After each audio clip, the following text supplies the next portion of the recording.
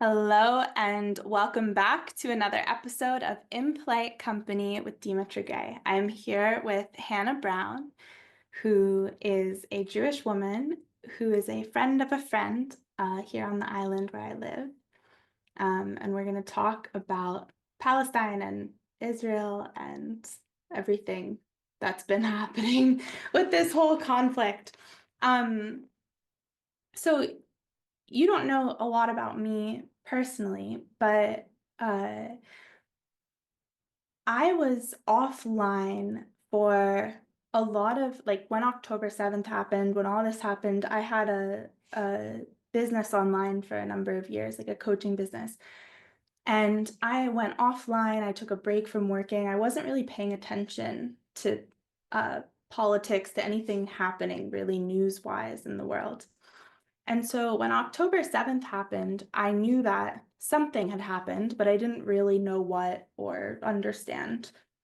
And then last summer, I picked my head back out of the sand more because I'm American. I don't know if you know that, but I'm American and our election was coming up. And so I started learning more and researching more. And something I couldn't figure out was why all of a sudden everybody seemed to be cheering for Palestine and against Israel. Because my whole life, I always felt like America was for Israel. Like we were friends, and I had a lot of Jewish friends growing up. And it was odd to me. Like I couldn't understand, and I felt like there must be two good sides of the argument. And I just didn't understand. I know the Middle East is very complicated.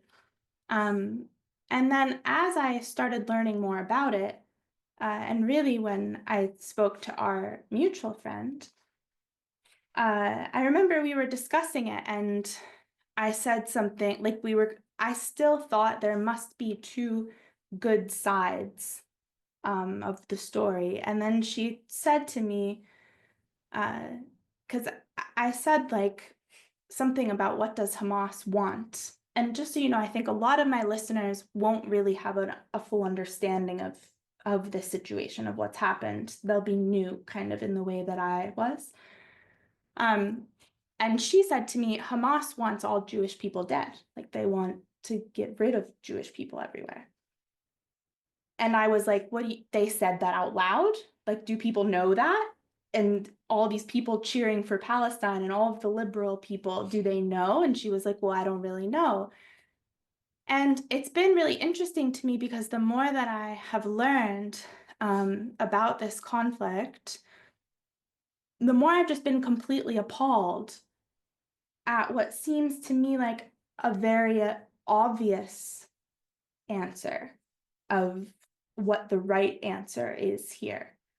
And it's been very confusing to me. So I guess there are so many things I want to ask you, but I think the thing I want to start with is what has it been like for you? Because how old are you? I'm 85 this summer. 85? Yes, You must get yes, people telling you all the time that you yeah, don't quite look 85. yeah, nor acted. I'm immature. Is that the key to being Yeah, to that's getting the to key 85? to be immature always. Yeah, Wow. Well, what a gift. Thank you for talking to me. yeah, it's Uh, my pleasure. So the past year has been terribly hard.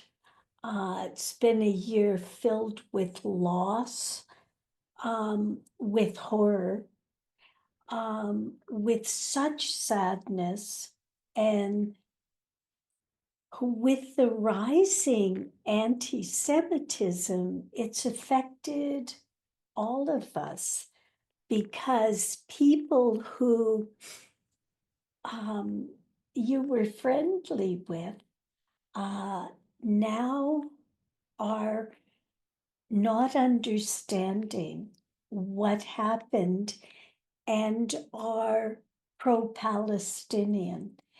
And so there's always this elephant in the room. And some people have said, we're just not going to talk about that. But when something is your whole life, it becomes very difficult. I've had nightmares almost every night for a year, over a year. I've been in tunnels.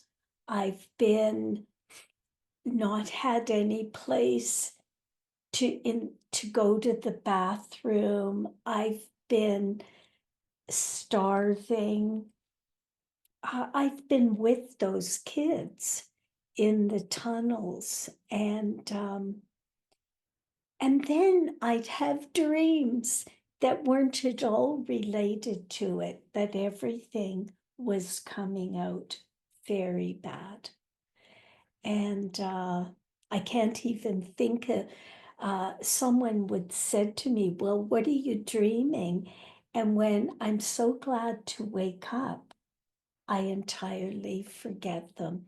But I think we can say this, the dreams have been about betrayal and horror and vulnerability and sadness and fear, all of that. So that's been my year. It has not been a good year. And I'm taking steps now to try to change that, because I sing a lot, and I had a band up until 2 years ago.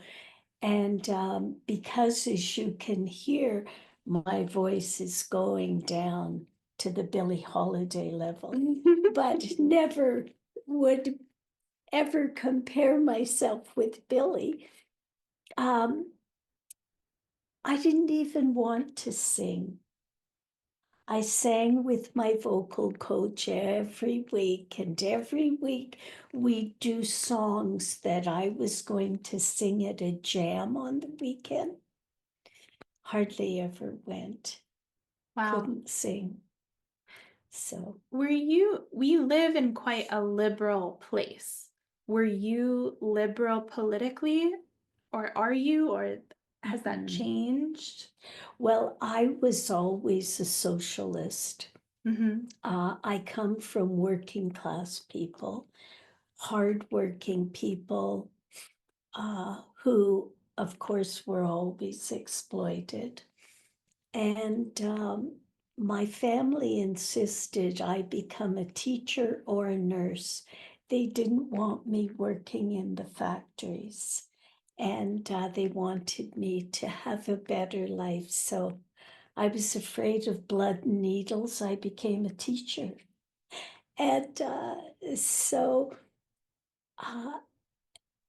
I've always voted NDP.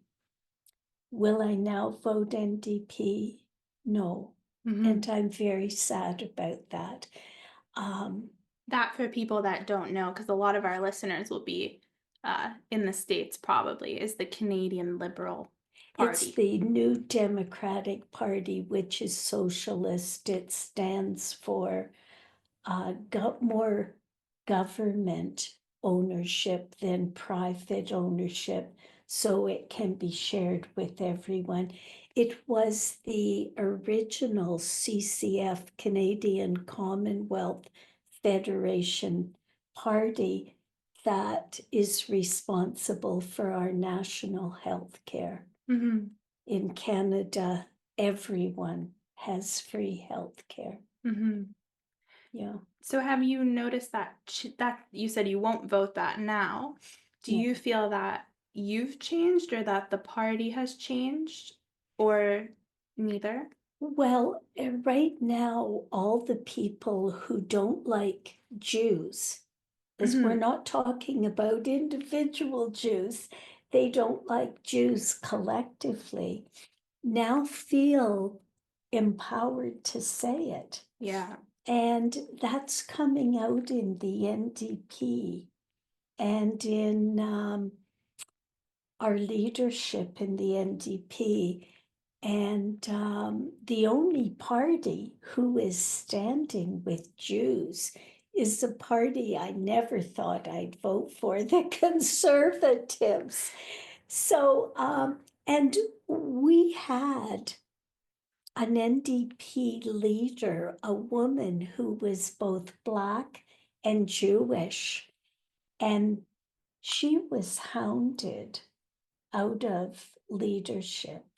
Hmm. And she said it was definitely because she was Jewish. And so that's what it's been. I've had friends that say, I can't stand with you, Hannah. And yeah, so a lot of people have lost friends, friends who just feel if you stand with Israel, we don't stand with you.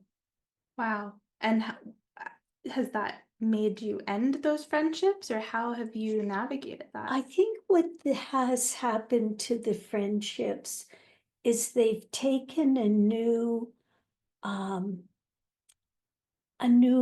um, I don't know what to say, presentation. I don't know. I have friends that are lovely people. We have tea. We have the elephant in the room. Mm-hmm. Um, and I've I made some new friends who understood. And that's what's happened is that some old friendships are on the back burner or they're not quite real. And I've made some new friendships to take that place. I said your name wrong, right? You said Hannah? Is it Yeah, Hannah? I said Hannah. well, Hannah is the English, and I don't even hear what people say. Oh, Hannah is the Hebrew. Hannah. Ah. Yeah. Do you know Hebrew? You grew up learning Hebrew? I know, I don't know Hebrew. I can read because the synagogues, most of them pray in Hebrew, but I couldn't have a conversation. It's why I never moved to Israel, because I thought, well, first of all, I had a teaching job and I had children, so I had to work. And secondly, when I got older, I thought I can't learn Hebrew. I'm trying. Because it's hard, or It, because languages are hard for me. I had to learn French and I had to teach French because there was a time when the population in Ontario went down in Toronto. 700 teachers let go at a time. And I had two children to support. So I had to go to France and Quebec and learn French PDQ because I needed a job. And the only jobs there really were for French teachers. huh. And I struggled. Uh, so I'm not good in languages, but that was a big motivator. Yeah. Yeah, Yeah. it makes sense. It makes sense. So this year has been hard, both personally and in terms of friendships. And like on this island, you talk about it being a liberal island, but I'm a big supporter of the gay community on the island. And I'm not saying some of my best friends are gay, you know that. I do have very close friends who are gay. And I've always taken part in the Pride Parade.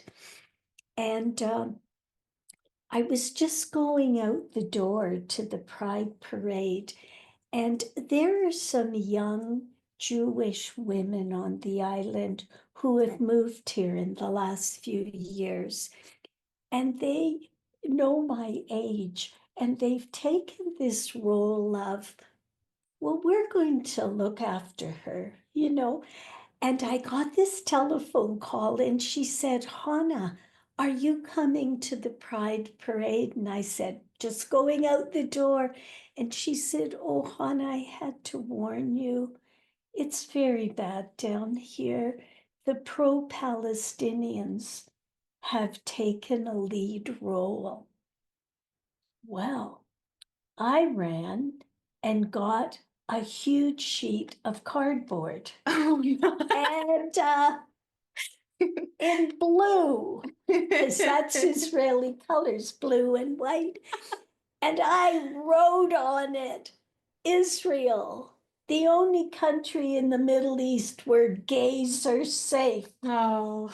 And I go running down there, and this young woman was very afraid. Yeah. And a lot of Jewish people on the island have been very afraid this year. And so the pro-Palestinian group was there, and they were screaming for jihad and revolution. And there I am, a woman of many years, standing there with my sign. And they started yelling at me.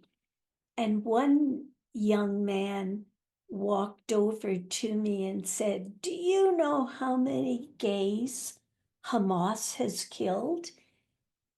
No, Israel has killed, sorry. And I said, none, because Hamas killed them first. You can't be gay in the Middle East and be safe. And his body just shook. And he said, that's not true. I said, check it out.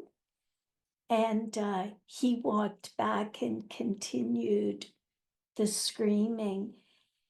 And then they took over the parade. Wow. They were at the front of the parade.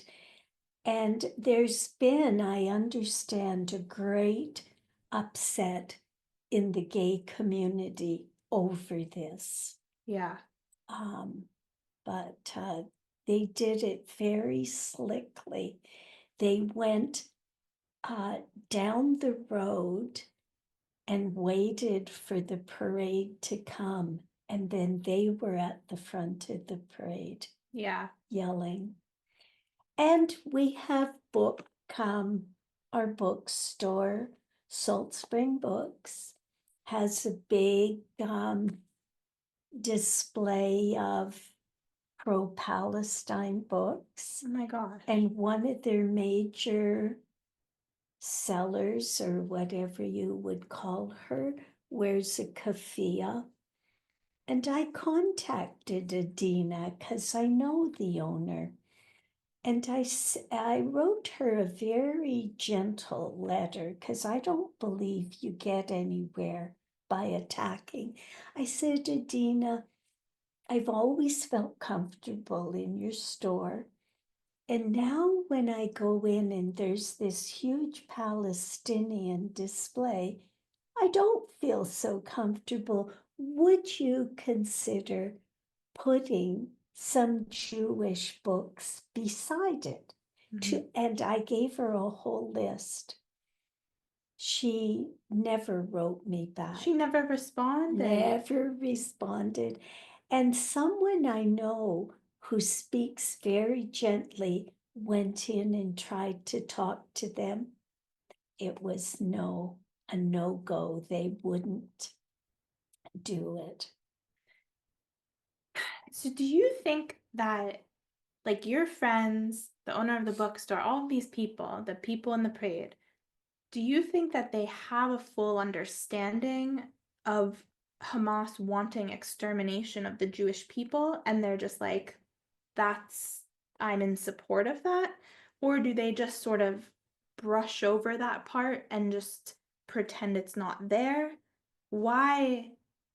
I think that so many of us don't know what to believe about anything anymore. It has So gone out. what these people tell me is they believe all the Hamas pictures that Israel has killed 40,000 people and all these children, and they feel badly for them and they don't want to hear anything else.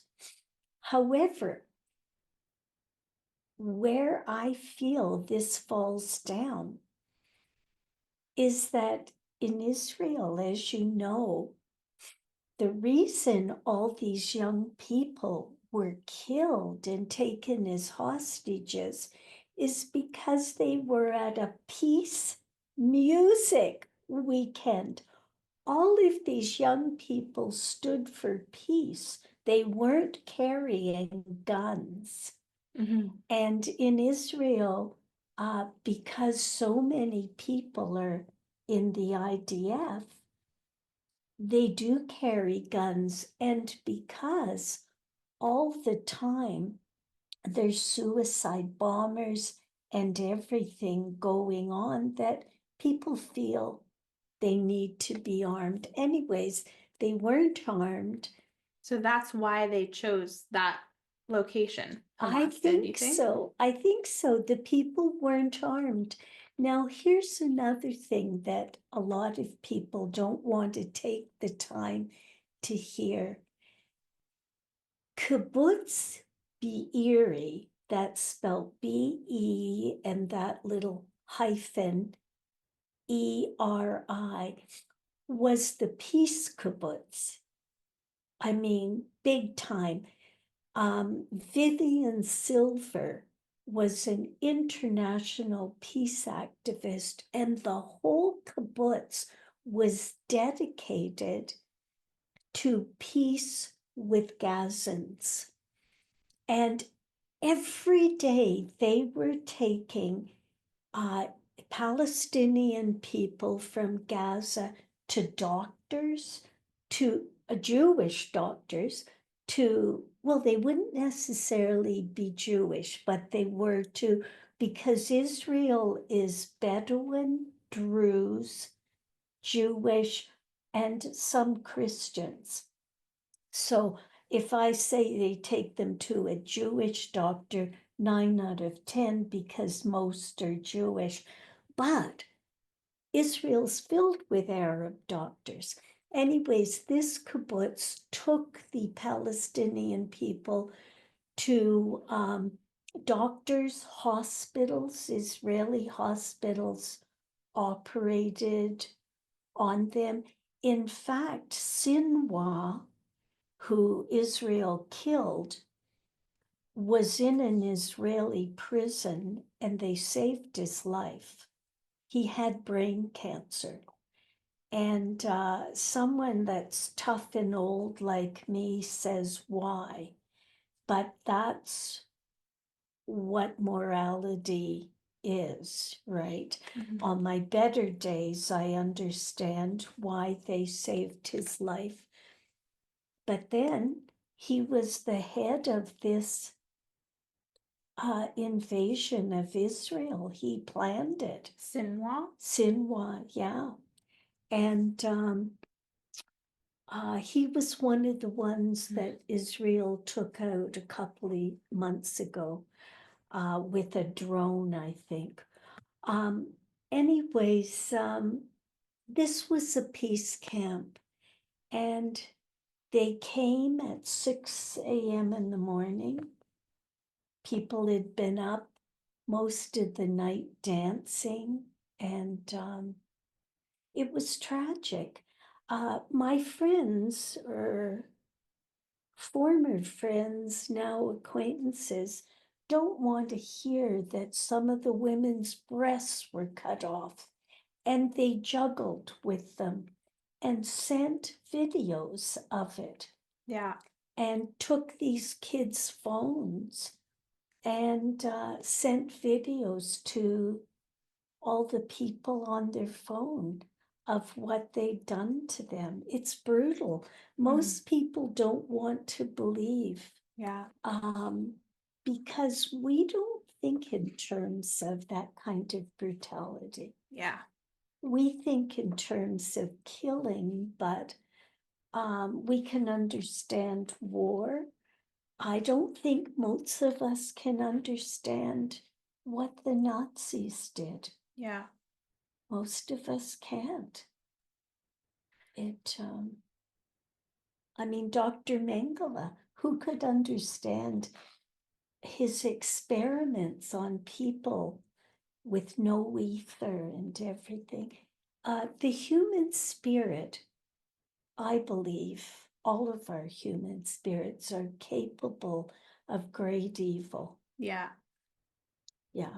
Well, this is what I've been wondering. So this has been something that's happened in my life in the past few years is I was basically got very involved in this new age spiritual cult thing that I left in 2022 and discovering who this woman really was that was leading it was what I felt was my first personal ever experience with what I felt was true evil. And it really struck me because it just felt like up until that point, I didn't really have experiences of evil in my day-to-day life that I mean, I could look back and maybe point some out, but it didn't feel like I didn't really believe in it almost.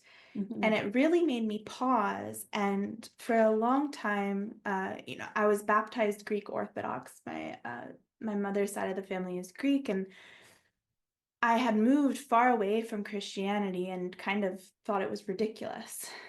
And that experience made me pause and go, oh, this is what they mean by like good and evil. And when they talk about the devil and God, like this is evil. And I didn't know what to do with that almost. And um, I wonder about that a lot the more that I learn about just everything that's happening today, where I feel like a lot of us in Canada and the US don't have these, like people don't, I think uh,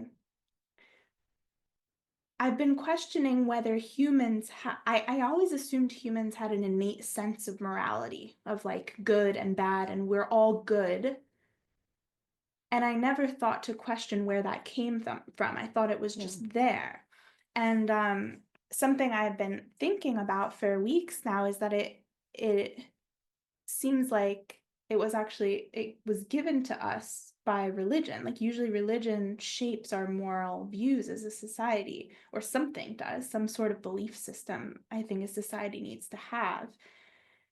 And I was listening actually just this morning to that interview you had sent me with Mary Phillips. Is that her name?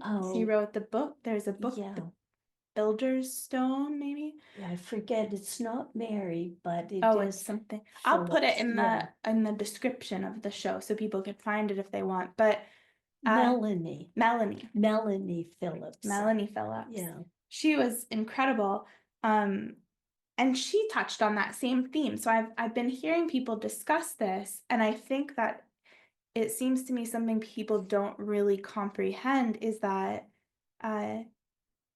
not all humans in the world have the same sense of good that we do or have grown up Well, with. I was thinking of the young man, and this video's available, who called his parents and said, I've killed 10 Jews.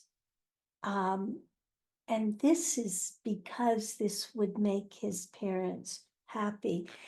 And people, I asked this old Holocaust survivor one day, who ran from village to village. He was always just ahead of the Nazis.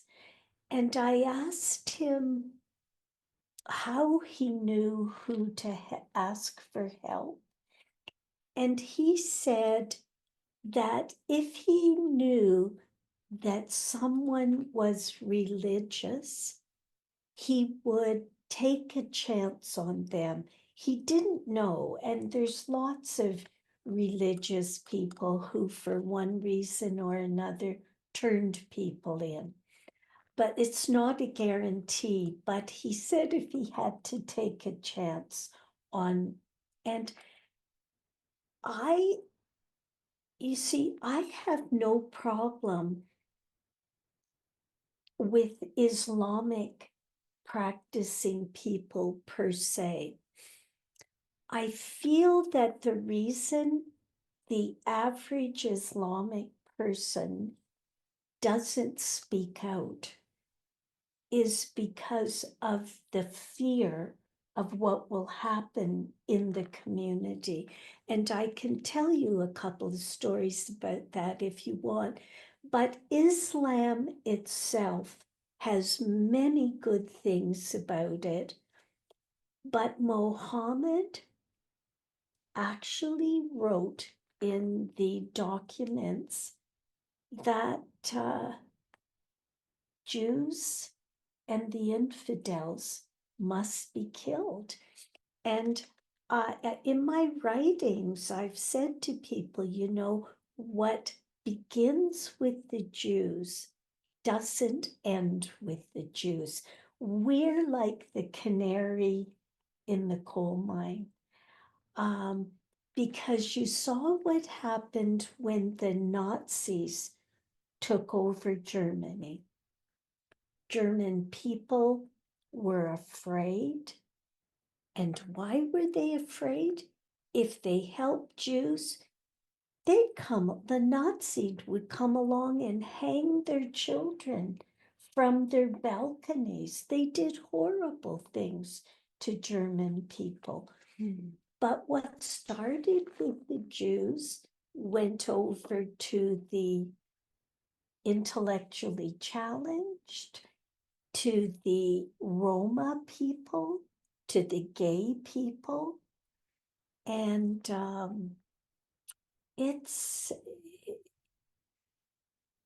I feel people need to stop and think right now. There's no way that, somebody said to me once, "Hon, I love Jews." And I said, "Well, you're better than I am because there's a lot of Jews that I don't like." And that would be true of Chinese, uh, people from India, Greek people. You don't like everybody. Yeah. But to not like Jews collectively, what is that about? Where did it begin? I have ideas about that, and I'm studying Kabbalah right now, which is the Jewish mystical book, as you know, and the intent of the group I'm studying with is not poor us, not victims, but what is there that people don't like Jews collectively? Mm-hmm. Yeah. I'm really interested to go into that too. I want to stay on Islam for a minute because I think it's interesting. We seem to be very afraid as a society to criticize Islam at all. Like we're not allowed to, No. because of I guess, the values of tolerance of everything. It almost seems like it's become to this extreme where any questioning of anything that anybody does is immediately now it's racist or it's some ist or phobia or something. Mm-hmm. And we seemingly have lost the ability as a society to critically think about and like to be able to question and criticize and talk about certain things. And Islam, I don't know if you're familiar with a story I've been following a bit is there's like these grooming gangs in the UK where it's just groups of Muslim men, I guess, whatever groups there are, but Pakistani, I think, mostly, but raping white girls and they're targeting white girls purposefully and Children too. children, young girls, and they have I believe that part of their somewhere in Islam they're allowed to do that. Like it says like you can take a white girl as your slave because there's non-Muslims are seen as kind of not human in the same way. Yeah. And I think Yeah. people don't like it seems to me I don't know a lot about Islam itself. And like you said, I'm sure I know that there are many, many Muslim people who are incredible people and would never Absolutely. agree with this. But I think it would be amiss to not question like do we really want Islamic values as the main value in our culture? And why aren't we able to say, no, this is wrong and not good, and we don't Yeah. welcome it Yeah. here? I think that's scary to me. It seems like people don't realize that that could take over and be like we welcome it, we welcome it, we welcome it until then what? We're living under it. Like at what point do people stop? And Well, that happened to Iran. I know so many Iranian people, and two people that come to mind right now. She's a dentist, and I forget what he was studying for. I knew them in Toronto, lovely, beautiful people. And when they got married, she wore this beautiful dress that showed off her breasts and everything. And I said, weren't you afraid doing that? Like, why isn't she covered up? And this was back 25 years ago. And he said, well, we drove the car fast. Well, what happened was that slowly the Ayatollah's power got greater and greater. She wouldn't, then next thing they knew, women couldn't work as teachers, lawyers, so you're saying doctors. this woman was in Iran getting married in that dress? Yeah, Yeah, yeah. okay. And uh, it, it, it, and the Iranian societies was, I mean, most of the people in Iran um, are supportive of Israel. Yeah. They've written letters to, and about a month ago, Netanyahu, the prime minister, addressed them as Persian people, for that's who they are. But their freedoms completely went. Well, that happened too with the German people. And I was trying to think of what other group this has happened with, but I was a political science student in the 70s, and we were working on who are the exploiters and who are the underdogs. And but where that's gone now is it's been taken to absurd uh, levels, all of us white people in Canada are now the colonizers Yeah. of Canada, and it's gone to extreme lengths. And the only reason I'm considering voting conservative, I can hardly say it, is because we need to come back more towards the center. Yeah. And I'm hoping for that balance. Yeah. And because I do believe that evil exists, and if we think, well, I'm just a little bit evil, um, those little things we do can be so harmful. And we don't even know sometimes the terrible evil that we create with our words. with how we don't do some things that are right. And so I do believe that religions have defined that. And I'm sorry that Islam feels that the infidel must be killed. So the infidel is anyone who's not Islamic. Yeah. And I don't think, well, the Catholic Church has not been kind. Um, and who are those soldiers that came to Jerusalem and killed Islamic and Jewish people? They say the blood in Jerusalem that flowed. Oh, you know who they are. They came on horses with crosses, and I don't know, but I know what you mean. Yeah, and so the Catholic Church, and the evil in the church with pedophiles, has been, and these were men of God. Yeah. So. But I guess to me that seems sort of like when that happened. Sorry, they were the Crusaders. Yeah. It seems like to me though that when that happens, like pedophilia in the church it's the opposite of Christianity. Like they're not doing it in the name of Christianity. They are sinning. They're like that's like the bad of the evil of the human heart. Yeah. Infiltrating the church, which I think has happened in many ways. But what happens with Islam seems to be different to me, where it's not like, it doesn't seem like the core tenets of Islam are completely just peace and goodness and that they're disobeying them. It seems that they feel that they're carrying them out.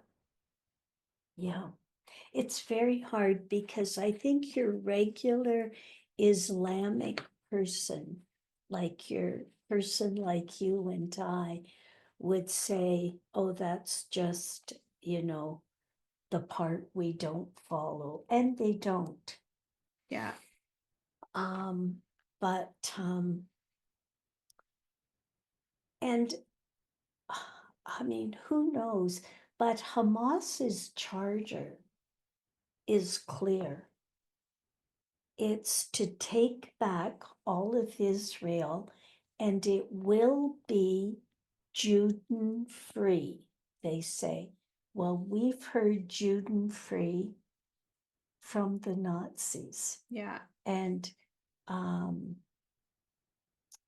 so why are people, we answered that, didn't we? They're looking at the pictures. But here's my question. Why aren't people looking at the pictures of what happened to all those kids and the babies that were burned alive and the beheadings? And it's just, it's unbelievable to me. The women's movement that I feel I was so much a part of. We started a women's credit union in Toronto. We stood for everything.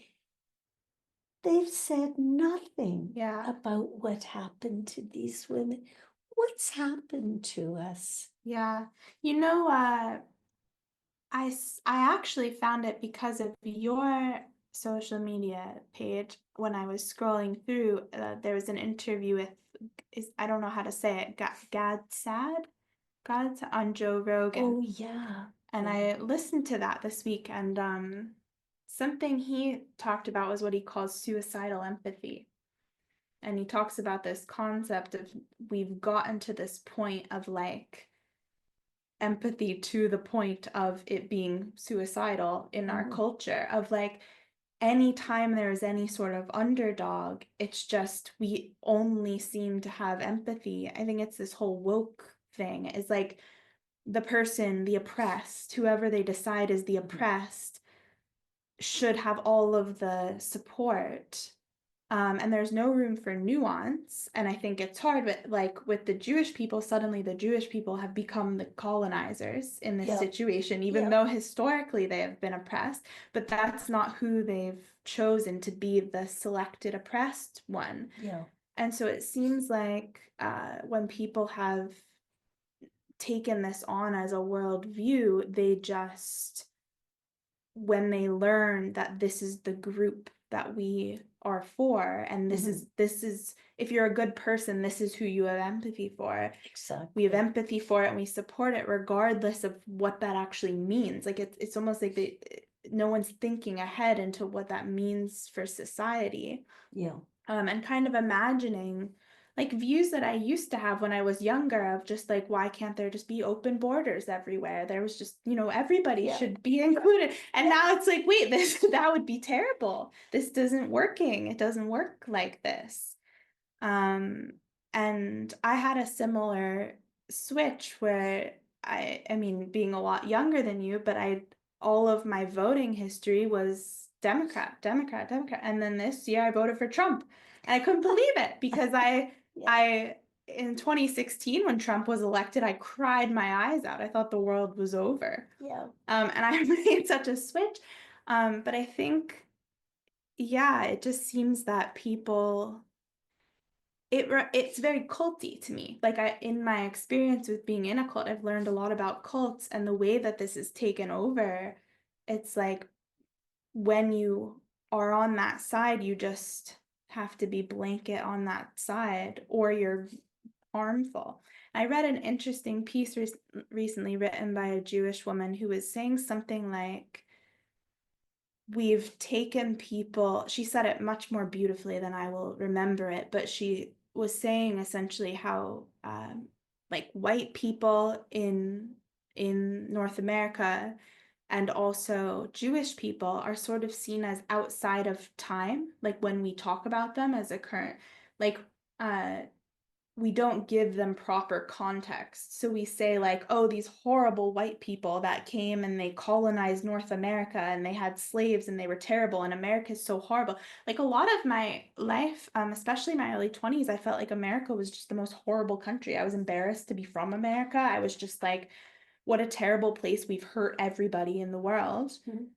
And completely missing the context of the time was that something she wrote in that piece was like America was the nation of anti-slavery.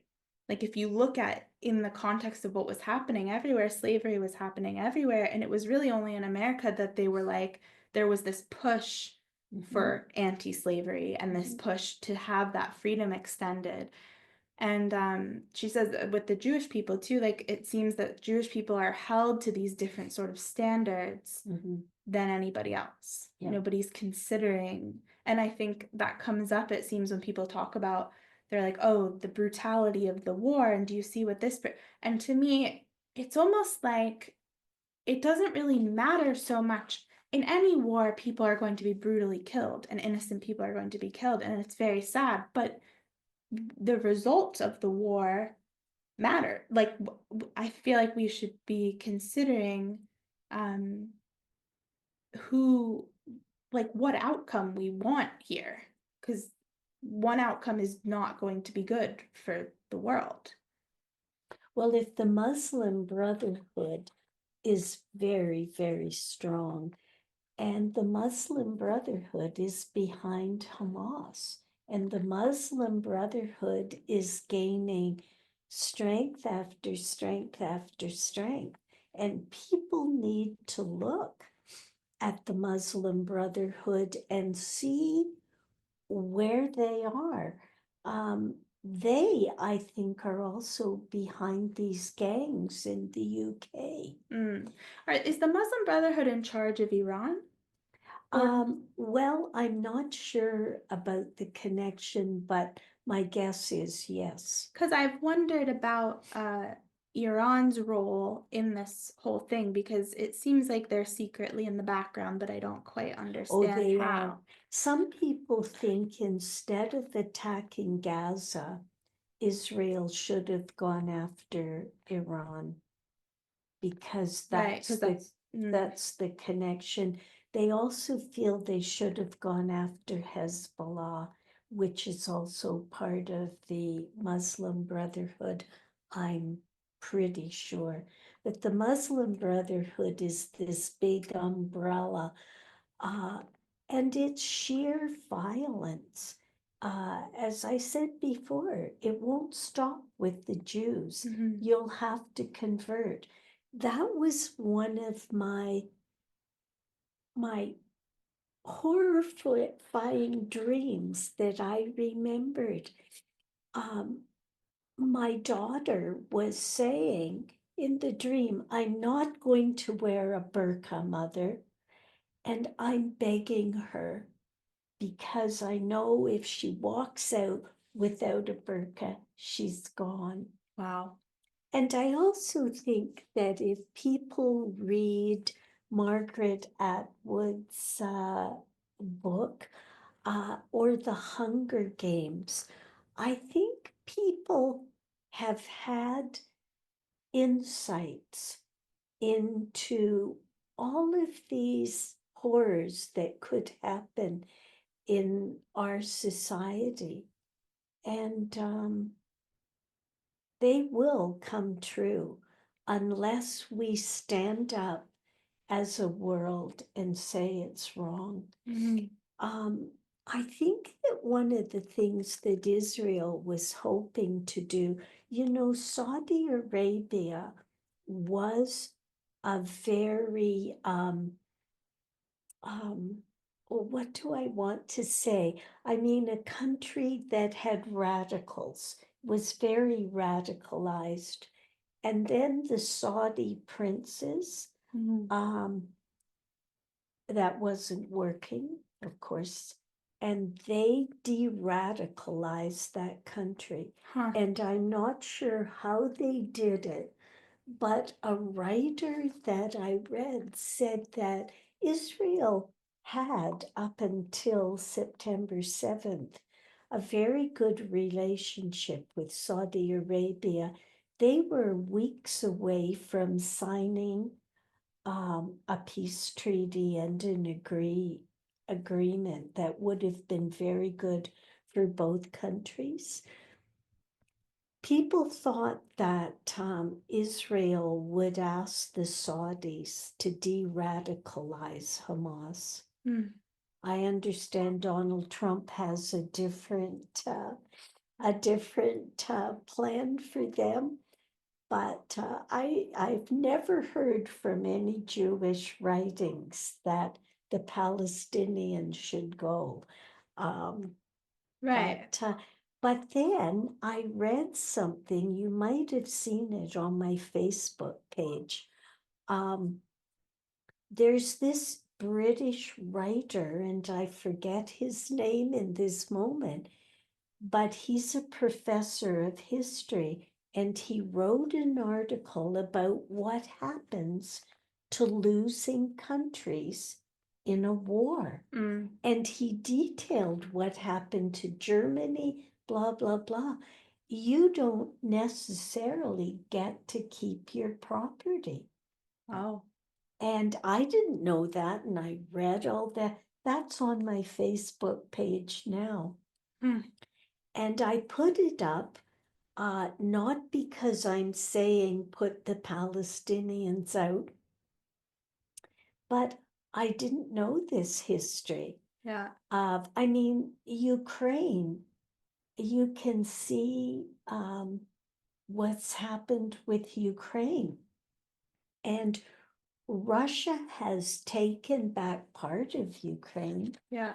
where the people there are mostly Russians. Yeah. And the Ukrainians had taken it before. So the world is, Yeah. you Yeah, it seems like we've softened quite a lot, I think, in my generation, not having real experience with any of these sorts of things where like it's that suicidal empathy concept of uh it's like people don't really want to grasp what war means and that consequences come from it. Like in the sense of, um,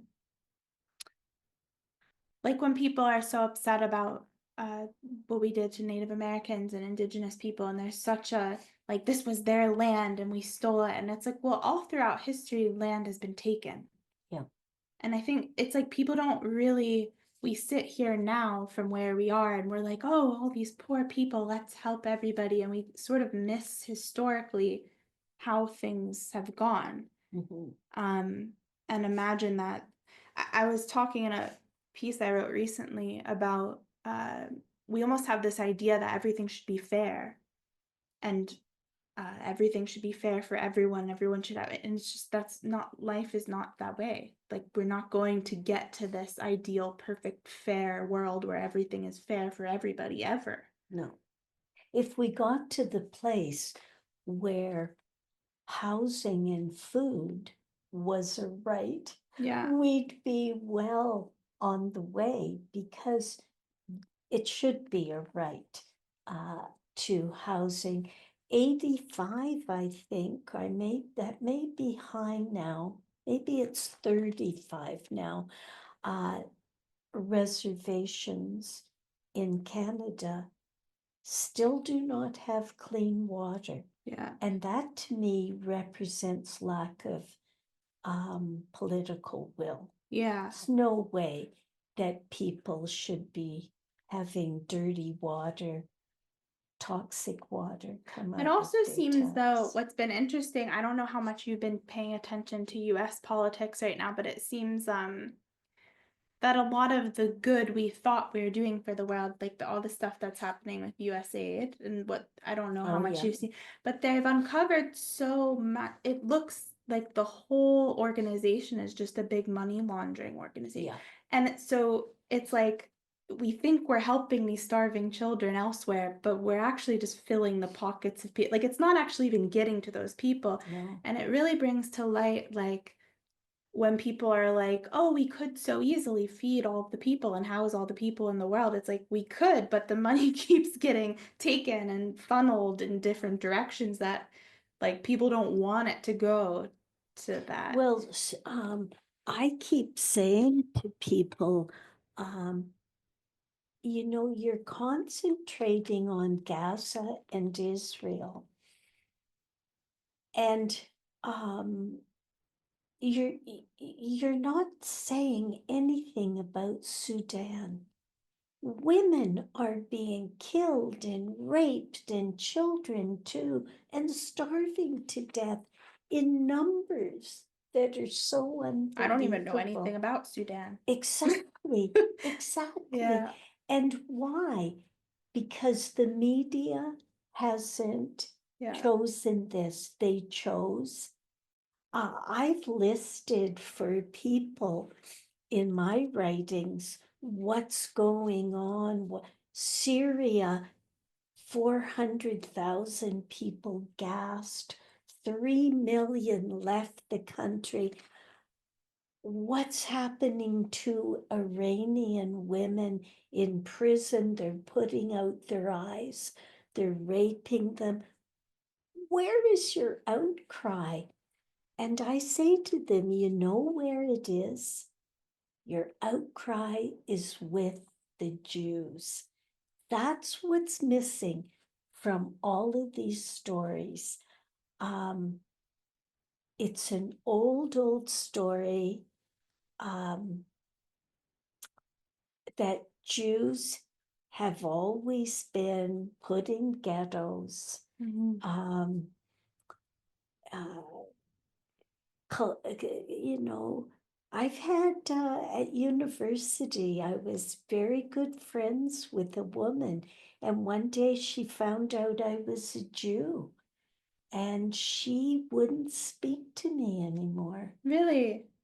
And yeah, it's a funny thing because um, you do look the same unless you're Ethiopian Jewish. Mm-hmm. Um, Middle Eastern Jewish. They don't look like you and I. They're not white folk. Yeah. The Mizrahi Jews from Spain and Africa. We have a nurse on this island, Izzy Cohen. Izzy has the big black fuzzy hair Yeah. and darker skin. And he's from Morocco. So My husband is actually Jewish, is he? but his family didn't grow up practicing, like his Yeah. parents weren't practicing, and so his grandmother fled the Holocaust, their family. But he doesn't really identify with being Jewish. It's never really been a part of his life other than that his mother was Jewish. But when his hair is normally very slick to his head, but when he grows it out, he grew it out. It's super curly and big. Yeah. It's Yeah. you would never know it. Yeah. Yeah. Yeah. Well, this is the reason why Jews have hired Jews and everything, because other people often didn't want them. You go and you have a name like Greenberg, and do people, People don't want. or Cohen, and so it's why in Toronto, Mount Sinai Hospital was started, because Jewish doctors and nurses couldn't get jobs. Wow. And now everybody wants to go to Mount Sinai. They think it's the best. I read a whole article the other day, and now I won't remember the details of how they did it, but it was an article about how the Jewish people built the movies, like in Oh, America. yeah. And Yeah. they were kind of saying how, like, oh, people are always like, why are the Jewish people behind the movies? It's like a conspiracy. And they're like, Yeah. because the Jewish people weren't hired in other places and they like built this whole thing for themselves. And it's like an Yeah. incredible thing. Why do you think when you describe that experience, I think you said when you were in university with your friend, what did it mean to her that you were Jewish? Well, it's interesting because there were a group of us, and we gathered every morning and went for breakfast together. And one morning, she wasn't there. And I said, oh, we better go get. And people said, no, she doesn't want to be in the group anymore. And I said, oh, isn't that too bad? What's the problem? And they said, she doesn't like you. And I said, well, what did I do? I'll go and apologize to her. And they said, it's nothing you can change, Hannah. And I knew. Oh, but why do you like what does it mean to people like that? Yeah, Why don't people like Jewish people? I don't know. Uh, there's people who don't like Black people. Right. And now it's not in vogue to not like Right. Black people. But it is now again in vogue, it seems, to not like Jewish people. Yeah, yeah. But it's always been in vogue to not like Jewish people. The last 70 years, Jews have been living under an illusion. Ah, After the Holocaust, people felt badly. And there were books and movies and people like, how could this have been done? But the further away you get from it, and all those old Holocaust survivors are dying, the further you get away from it, the less guilty you feel. mm. And Israel's always been under attack since 1948, but people, because 5 countries invaded Israel in 1948, Egypt, Jordan, When was Israel formed as Israel? 1948. Oh, okay. And as soon as it was announced, it was invaded. Really? 5 Oh. countries. And Israel was filled with all these old Holocaust survivors and everything, but they knew do or die. Unlike the other countries, go kill the Jews, it's not as much momentum as do or die, and they won. And but they were invaded again in, I think, in the 50s, in the 60s. It just keeps going on. And Hamas has tried, I think, 3 times. It's very hard because if Hamas doesn't leave, there's going to be more. It's never going to stop. Well, it doesn't seem like there's no peace, right? Like you can't have peace with a group who wants to kill you. No. Like you can only seemingly have peace when you have two groups that are like happy to live in peace. Yeah. And what a lot of people don't know is 10,000 Gazans a day were coming into Israel to work. Oh. This kibbutz found jobs for people on farms, everywhere. And they had like a nexus thing. It was the first thing Hamas took down. They had like these nexus setups, and they just put their card in and then they came. And they had, a lot of them were employed on this very kibbutz. And What is a kibbutz? a kibbutz is like a settlement of people that live together. And sometimes, like on one kibbutz, I buy Nayot shoes because they're made on a kibbutz, and the people in the kibbutz all work there or not, and they share the money.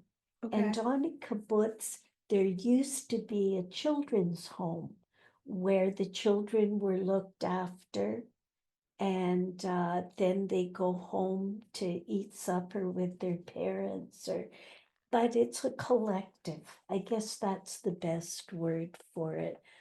They've changed over the years. They were politically more socialist, but this kibbutz, Be'eri, was committed to friendship with the Gazan people. And to facilitate that, the week before the massacre, they'd had a big peace parade in Jerusalem. Vivian Silver, they burnt alive in her home. Oh my gosh. Yeah. She was a great woman. And they found in some of these men's pockets that they killed, Gazan men, maps of that whole kibbutz and who was targeted. And I don't know why they wouldn't have wanted to. Well, of course I know why. I was going to say, why did they target Vivian Silver? But she was for peace. They're not for peace. And so it's really too bad that the people voted in Hamas. Fatah was the party in before, not so good, but they didn't have Hamas's agenda, I don't think. And you know what Hamas did when they were voted in? They killed all the Fatah leaders. Yeah. So that gives you an indication of who you're dealing with. Well, doesn't it sort of seem like the only real solution? Maybe that is not polite to say, is like, wouldn't it be better if they just wiped out all of Hamas Well, they've been trying. to just kill all Hamas. I mean, like, isn't that what? It's very hard because a lot of 1,000 Jewish kids basically in the army have been killed. Yeah. And the way they've been killed is because they're going from house to house looking for Hamas people and looking for the piles of armaments, right? Mm. Uh, They don't all stay together, Hamas. No, they're throughout the population.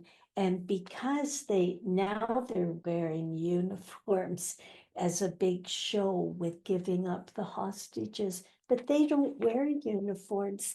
And it's one of the reasons why the 3 hostages were killed by Israeli soldiers, because some of the things they did was took off their t-shirt and started to wave it. And that's been done so many times by Hamas people. And then you come close to help them and they kill you. Yeah. It's a tragedy. Um, I have a memory of this. It might seem is much simpler in comparison, but I think like it seems to me that people can't fully understand the brutality because they haven't seen it themselves, like that amount of brutality that is possible. Um, and when I was 22, 21, I went to Greece when the refugees were all coming across, and I went to go save them, to go help. Went as like an independent volunteer, and that this was my like open borders phase. Everyone should be able, let's go like these poor people. And I met a lot of these refugees that were coming over, and I was very lucky because I was extremely naive. Like anybody that warned me, my dad was like, be careful of all these Muslim men. And I was like, you're racist. yeah, yeah. And now I'm like, oh, I should have been way more careful than I was. And I was lucky that was Mhm. totally fine. But I was in camps with a lot of single men. And I have this very vivid memory of, and it's so simple, but it has stuck with me for so long. Uh, I was in charge of handing clothes. And these people had no clothes. They had come over, they were soaking wet often, and I was in charge of distributing the clothing. And uh there was a stray dog that had followed me and my friends around, and we were taking care of the dog. It was cute, it was little, and uh the dog had come behind where we were and had fallen asleep on a pile of the clothes. And the way that these guys acted toward the dog was as if it was like the most disgusting, vile creature that has ever existed. Mhm. They were in desperate need of clothing, but if the dog had been anywhere near the clothes, they didn't want anything to do with those clothes. It was like, give me a different amount of clothes. And it was like this moment in my brain of trying to comprehend how, like, we all see a dog and we're like, oh, cute, look at this Mhm. cute dog. And Mhm. it's like incomprehensible that somebody could see a dog and want to just like mutilate it and kill it because it's disgusting and doesn't want Yeah. anything it touches, you know? But that was like the world view. And it really stuck with me as like this people can have very, very different, not everyone is just viewing things like Mhm. me.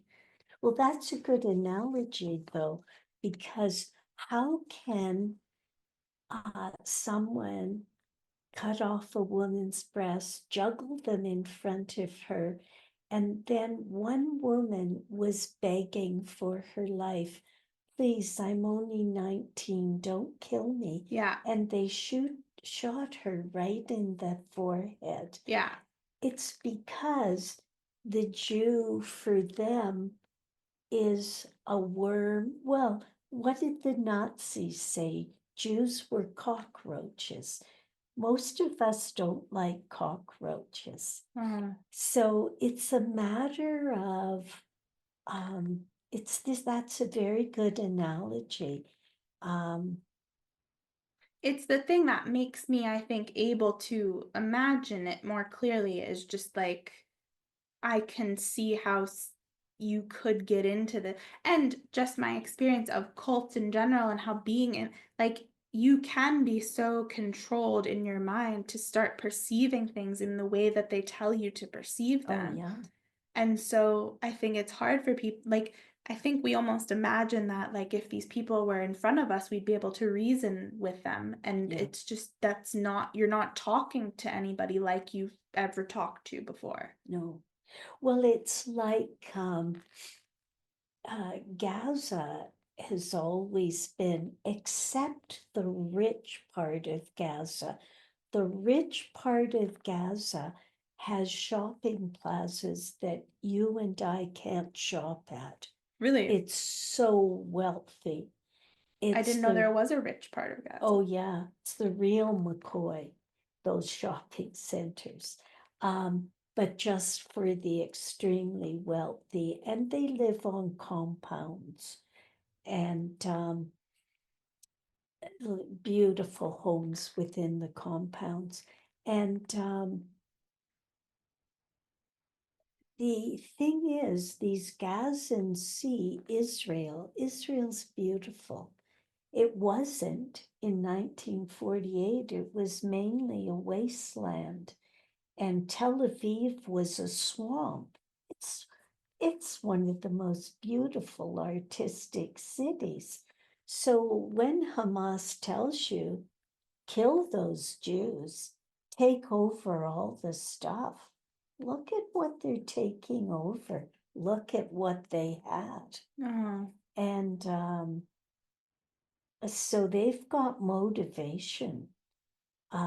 Gaza should be the Riviera of the Middle East. It's got beautiful well, that's what beaches. Trump's been saying now, right? It's let's Right. like take it over and make it a resort or something And like do you that. know what? They would. Yeah, It would become beautiful. yeah. Right now, it's all of those Hamas people who live in Qatar.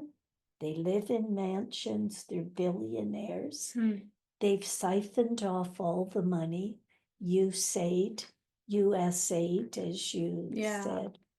I'm glad he stopped all that aid. Mm-hmm. You know, a lot of the people in those countries are too. I've seen people make their own videos saying like, this money doesn't come to us. Like you think it comes to, like, it's good that they stopped it because it's only funding like our billionaires and our, you know, whoever it's funding. 100 people or 90 or something from this island went to a big dinner for Gaza, a $60 a plate dinner. To support. Gaza. They want to send the money to Gaza. And this was last November. And so who A does that year get ago, sent to though, November. really? Do you think? Does it get sent to Hamas ultimately, or Oh, does it really help? they had a group that they were sending it to, and it was a laugh, because you think you can do anything in a Yeah, country like that, yeah, give money to whoever you want. No, it had to go to this organization yeah. who was going to distribute it. Well, even this, I mean, this, it was so believable to me, all of this that's been happening, because even in just my experience in Greece, the NGOs were like the most useless thing that ever existed. Like I just went as an independent person and I met up with other independent volunteers, and it was like everything we tried to do, the NGOs were just in the way of it all. Like they weren't really helping. They were just making things, they had all these regulations, all this stuff. It was like, can we feed the people? Like here we have food to feed these people that are hungry. No, you can't feed them because rats might come into where they are. And it's like, well, but they're hungry, like they need food now. Or it's like, oh, these people are freezing. They're gonna build fires. No, they can't. We have a request in to see if they can build fires. Well, Yeah. they're cold now. Like, they're just like it Yeah. was just it was so it I totally believe all of that. I want to ask you about the Jews. I'm gonna just check my battery and make sure it's still oh yeah, it's still okay. Do you want any grapes? Would you like Sure. That's for you. Yeah, I'll eat them while you answer my question. Yes. Oh, Um, so you talked earlier about the Jew, like why everybody blames the Jewish people, right? And I think you had said to me, or in the woman that in the interview that you sent, I think you said Melanie Phillips had said like um her thought was that everybody has felt so guilty from what had happened in the Holocaust that the Jews are a constant reminder of the fact that happened. You said something kind of different, which is like we're if we like we're getting so distant from that time now that we don't feel that anymore. Do you and then you see what happens is you say, all these years I've felt guilty about those Jews, and then there's more resentful. The less guilty you feel, and you remember all the movies and the books, and you say, the Jews had us, they did it again. It's always amazing to me. Somebody wrote, people don't like poor Jews. They don't like rich Jews. mm-hmm. They didn't want us in their countries. Then we got our own country, and they don't want us to have that country now. It's like, you know, somebody said to me one day, I know the Jews give a lot of money to charity. Do Jews ever give to charities that aren't their own? Well, here you walk into any university and you see rich Jews have set up the library, or they've set up the media room because there's a name, or they've built this building in memory of somebody. And to even ask that question, he obviously feels that Jews are insular and just help each other. I can't tell you how many times I've had non-Jewish people call me and say, can you get me a Jewish doctor or a Jewish lawyer? This was back in the days in Toronto when that wasn't hard to do, right? But people have this concept that Jews are good at what they do. Mm-hmm. And so I want a Jewish doctor. I Right. want a Jewish lawyer because they're the best. However, they resent you for it too. So it's always that way. Do you think there's a truth in that the Jewish people are very good at what they do? And where do you think that comes from? Oh, I think there's good lawyers in every group. There's good lawyers in good doctors in every group of people. I think Jews have had to work hard Yeah. to be accepted. And also, the Jewish community puts their money where their mouth is. We are charity. The Christian concept of charity is if you're a nice person, you'll give. Judaism doesn't have that. Judaism has a word called a word called tzedakah, and it means justice. And it means you're required to give tzedakah. If you have the money, you're required to do it. Now, that's an intellectual thing, and if you could say, oh, who cares? That's what the Jewish thing is. But it is, you do learn about it in Hebrew school. Mm-hmm. And we also learn the different levels of tzedakah, the highest being to give, and nobody knows. Mm. So there's all these levels. And so Jewish people do give to medicine. It's like it's important, right? You'll Mhm. see all kinds of equipment in hospitals supplied, but it's more of a community standard. Doesn't mean everyone agrees with it, but it's in the psyche. So have you had throughout your whole life people negatively respond to you because you're Jewish? Like at Well, different points? I had a neighbor. I lived in downtown Toronto and I'm studying at university and working.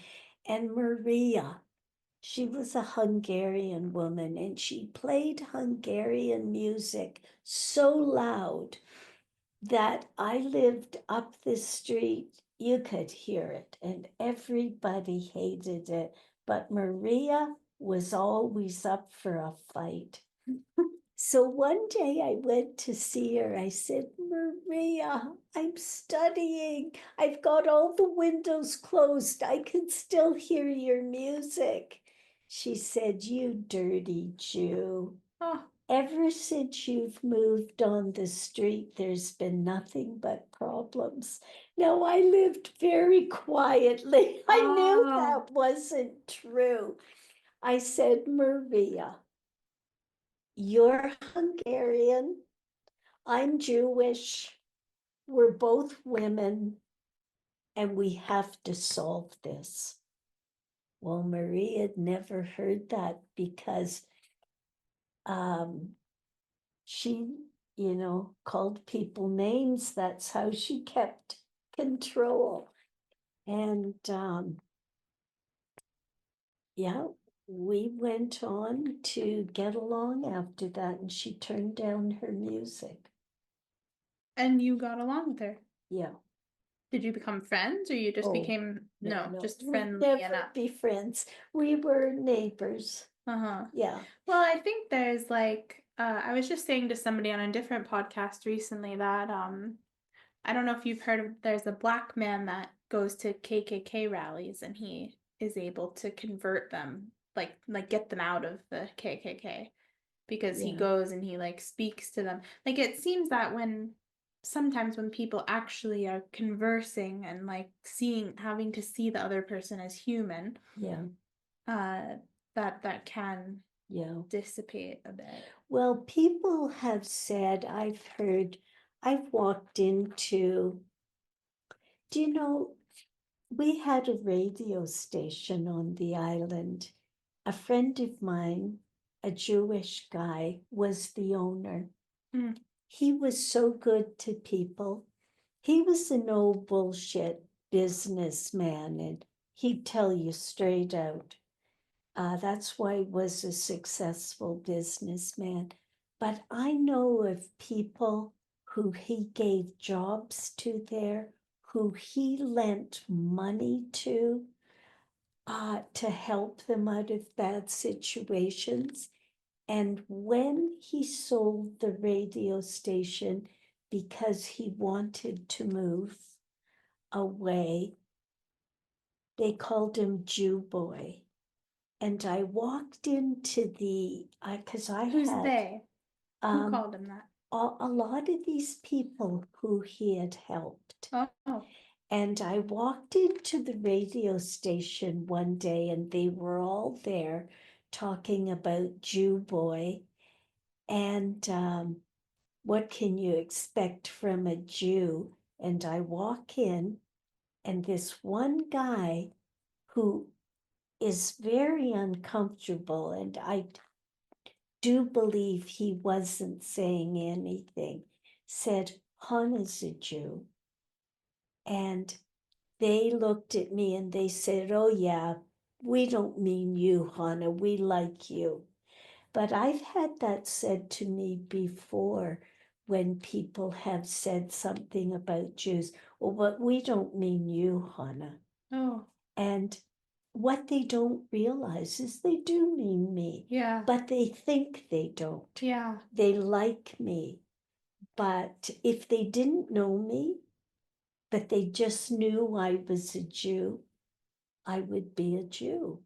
And it's just a bad name. It's like Jews, Julia, and things like that. People What is use Julia?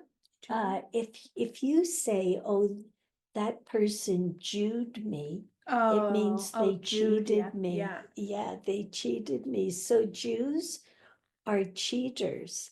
And when I've said that to people who have said that, I said, if you say gyp, you're talking about the gypsies too, because that's where that came from, Uh-huh. that gypsies will steal from you. Yeah.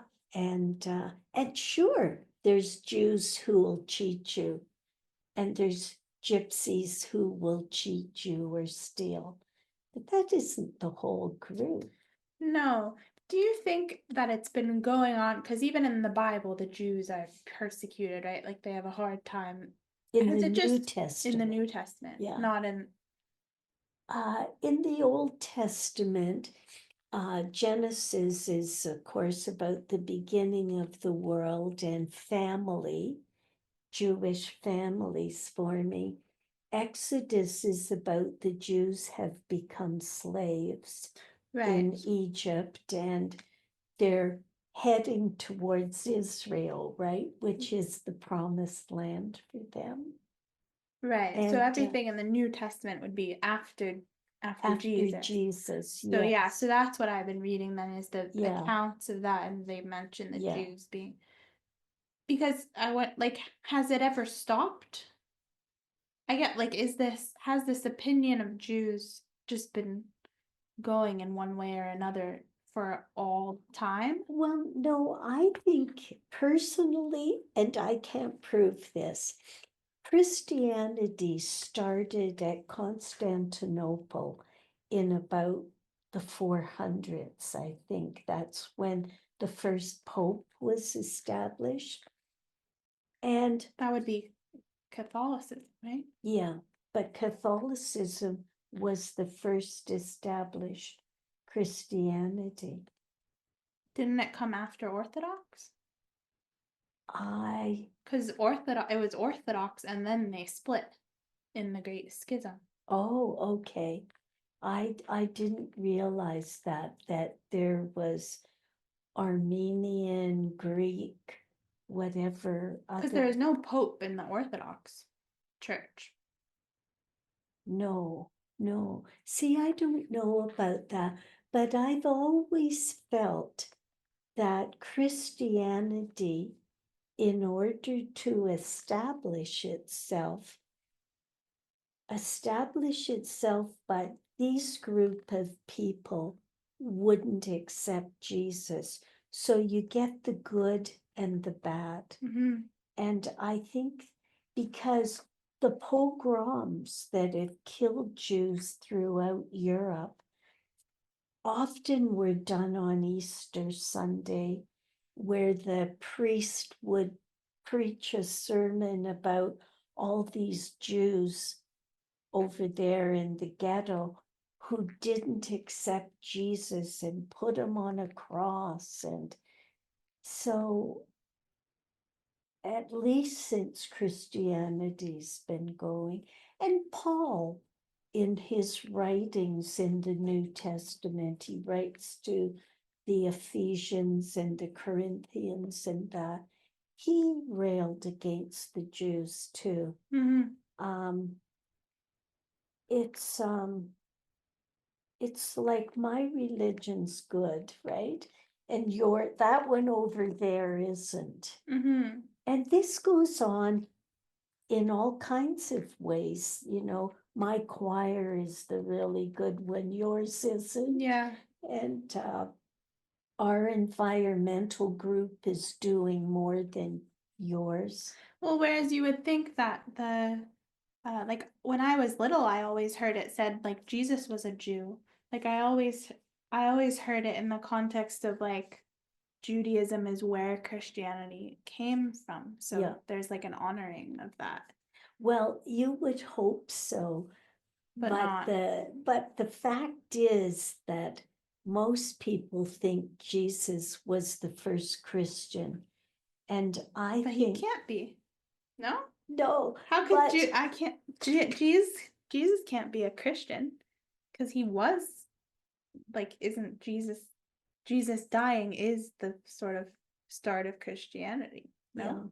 Yeah, it's very Christianity's really a mixture of Romanism and Judaism with the sacrifices, like Jews sacrificed animals and to take away their sins. Christianity sacrificed Jesus to take away sins. There's a lot of parallels in some of the mythology. The god came down and impregnated a woman. She had a baby. I see that in the Mary story, but what do I know? It's all predicated upon mine is right and yours is wrong. And Jewish people call us the chosen people, and some Jews think, yes, that's right, that we were chosen, but it's very clear that Jews were chosen to be, if you want to say that, to be a light to the world, to bring justice. And that's why a lot of people are disappointed in Israel. They thought, now we have our own country. It's going to be a model for the world. But Israel had to put so much energy and thought into defending itself. Yeah, that's what I would think. I would think, how could you really, like when you look at Israel on the map, it's just kind of a wonder that it stays existing. Well, it's smaller than Vancouver Island. Wow. It's crazy. Wow. Yeah, can you believe that? It's not that much smaller, but that's what Israel is. And so wouldn't it be lovely to be able to look at Israel? Well, they do have health care for everyone, but there's big inequities in society. I don't know if housing is a problem. I'll tell you, I haven't loved Canadian healthcare. Okay. Like, I always thought that that would be a better thing. Yeah. I have been quite frustrated. I think that if you don't have much money, then it's like it must be a blessing to have the free health. But like to go from a country where you had choice and like could kind of pay to make things happen quickly to being in a place where it just feels so like things take forever and you don't really get much of a choice and you just have to wait for them to call you. Like it's been very odd for me. Well, Canada wasn't that way originally. Healthcare has really fallen apart.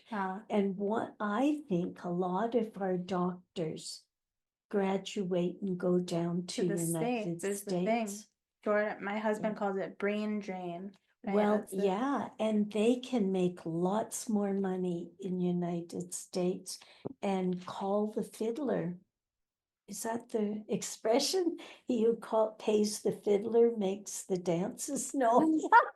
I made that all I up. don't know what it is. Something about paying the piper, I Yeah, think yeah, it pay the is. piper. Yeah, Yeah. yeah. So. Wow. Okay.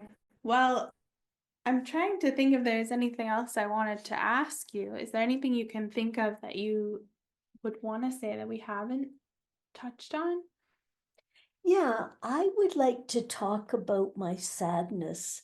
Okay, Uh, great. I'm very sad. I work so hard in the women's movement to make things better for women.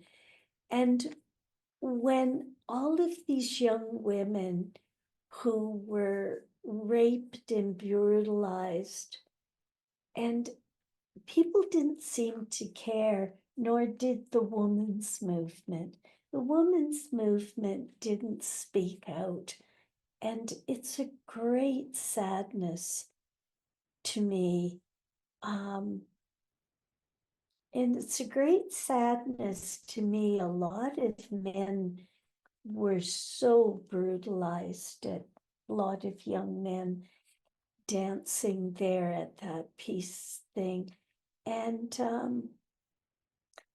that's the greatest thing I've had to work on is my sadness with the response. Mm-hmm. And trying to think that people could hate one group of people so much that they'd side with all this brutality. Now, people say they're siding with the Palestinian people, not Hamas. But the Palestinian people are Hamas. They elected Hamas, They right? did, and Ramallah, there's an institute there that does surveys and everything. Ramallah is an Arab town, and they did a survey in 6 months into all of this, and the people said yes, they supported still Hamas. And when Hamas finally crashed down the fences there, thousands of regular Gazans came in and took women Yeah. and took furniture, took babies. Yeah. Um, and so don't tell me that these Palestinian people are without blame. No. And that's been hard for me. Um, and when I look at what's going on in Sudan and who's doing it to these women and children, I'm thinking, people, can you not learn? Can you not see that? And in some of the Arab countries, if not all, gay people are hung from cranes Yeah. in the main cities. And what are people thinking that they don't ask? Why is this? Yeah. The Handmaid's Tale is not so far-fetched. Yeah. If you can look at Iran today Yeah. and all these women having to cover up, and what happens if they speak out, the Yeah. same as in The Handmaid's Tale. And The Handmaid's Tale, all these abortion doctors hung Mm-hmm. all the time in the cities. And but people are thinking that's a fantasy book. They need to look around. And that doesn't mean we are Islamic phobic. No, it means that,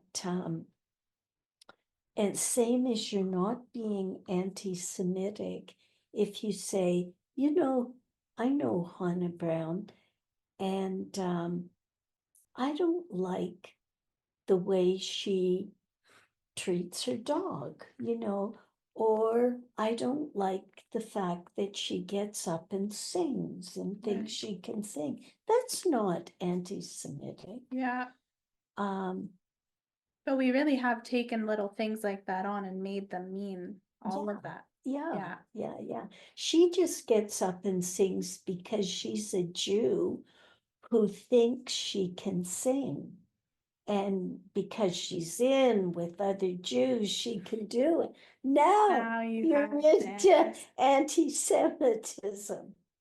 Yeah. Yeah, I do kind of think though, I like just when people label things as those terms, like Islamophobia or like it's said as an insult. But when you really break down the word, it's like you're afraid of Islam. Well, I think there could be good reasons to be a little afraid or hesitant of Islam. Like it's not if we throw it around as such an insult or to shut people down. yeah, Really, all those words are used to just make people stop speaking. Like it's just like, oh, you're Islamophobic, you're being racist, you're being yeah, whatever. It's like meant to shut you up. But it's like yeah. it doesn't allow for the critical thinking of what you might actually be pointing out. Well, and the thing is, if someone says to you, oh, you're Islamic phobic, most of us try to defend ourselves Right, instead of saying, what is it that I've said that makes me go over that line? right. There's not enough questioning. People are getting us on the run. Yeah, yeah. And I tell people I'm afraid, very afraid of radical Islam. And I think that people who follow Islam have to stand up and That is kind of the part that's missing, right? You don't hear a lot of Muslims, or I haven't at no, least, speaking out and saying, like, we disagree with this. yeah. And I think they can't. Because they'll be Uh, like, har- but why not? Like Muslims harassed. in the United States, they'll be harassed by like other Yeah, Muslims in the United States. well, look at Solomon Rushdie. What happened to I don't know him? who that is. Solomon Rushdie is Muslim, um, fabulous writer, and someone tried to kill him when he was giving a speech, and Solomon Rushdie was in hiding for years because he spoke out. Huh. And that would be very interesting for you to look up Salomon Salman Rushdie, Rushdie. Die at the end. Rushdie. And yeah, very wonderful, acclaimed writer from years ago. And he spoke out against Islam. Hmm. That would be an interesting thing to seek out is those people who are speaking out against it. Like Muslim people who are speaking out against that. Yeah, there are There some must be on some. YouTube. Yeah. And do you know the head of Hamas, one of the heads, his son is speaking out terrible. Against? Oh, Where yes. does his son live? He lives, I think, in Israel. He Oh, ran away. He was badly wow. beaten by them. And yeah, he's very interesting. He goes around to universities speaking all over the world. And Wow. I wish I could remember his name. I'll have I'll to s- look him up. Yeah, I'll you. send you a link to him. He's a fabulous speaker. Um, Oh wow, that would be a fascinating guy to listen to. oh yeah, he's very powerful in his presentations. He pulls no punches. Yeah, And he's young. yeah, I would say maybe he's in his 40s now, but he talks about growing up in Gaza. yeah. And yeah, I quite like him.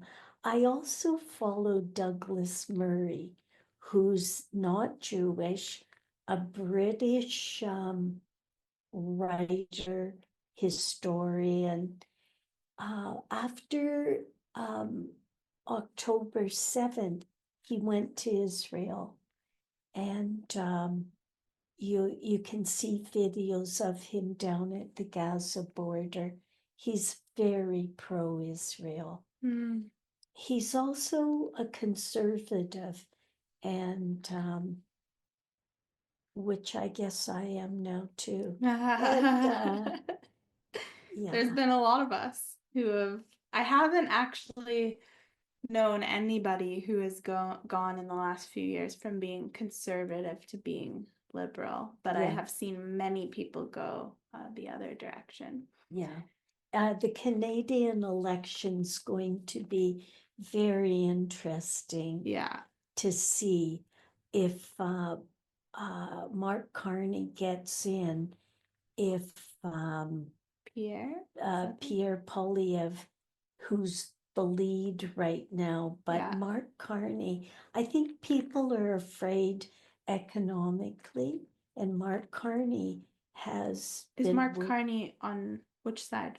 he's liberal. Oh, And he's been working with the banks, the universal banks. And so people might vote him in because they're afraid hmm. economically. But they don't think what isn't conservative usually better for the economy? Conservatives, I don't know. Conservatives are really the business person's party. Yeah, So they're concerned with low taxes yeah. and not with the common folk.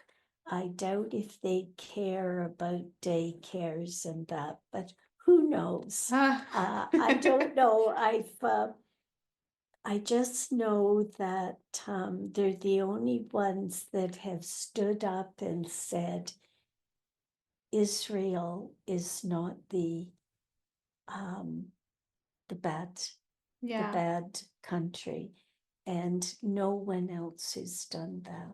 yeah.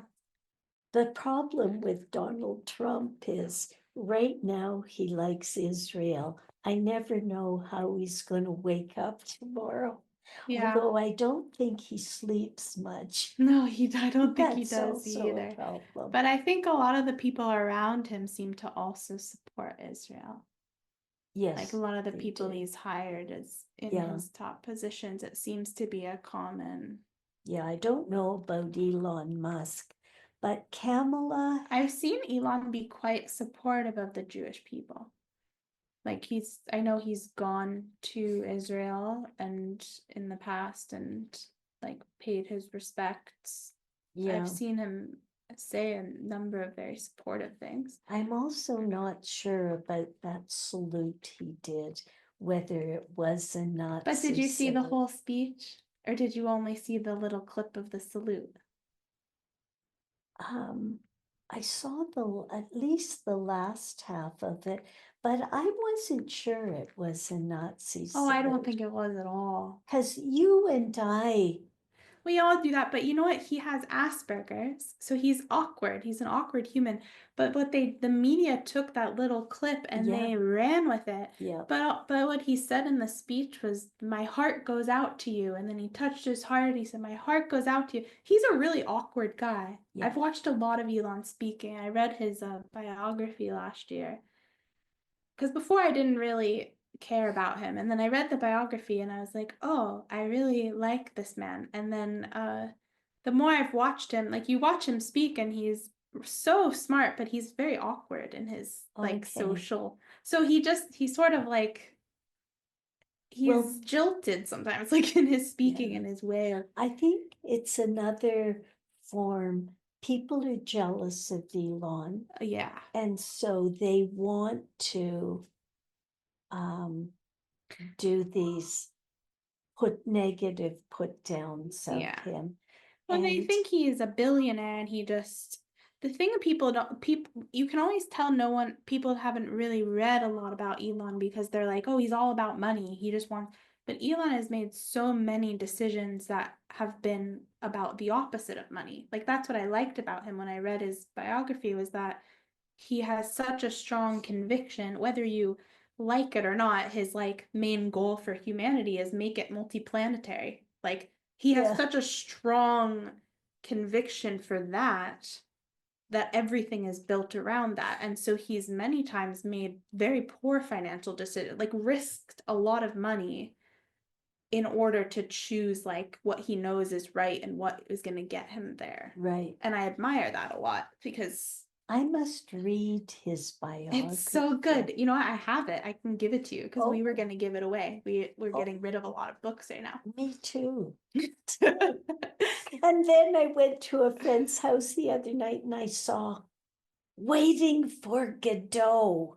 And I thought, I saw that as a stage play. I want to read it, I you feel like I know? had to read that book in school at Yeah, some point, yeah, Waiting for yeah, Godot. probably. So now in giving away books, gosh, Well, there are two more things I thought of that I wanted to say. One was just that for everybody, I wanted to make it clear that, like, although we've been doing a lot of questioning and commenting on Islam, I also I've had quite a fascination with the Middle East. Like, I think there's a lot of very beautiful things about Muslim culture, about Middle Eastern culture. yeah. So I don't want to leave that out either. Like, I was so sort of enamored with it when I came back from that trip to Greece.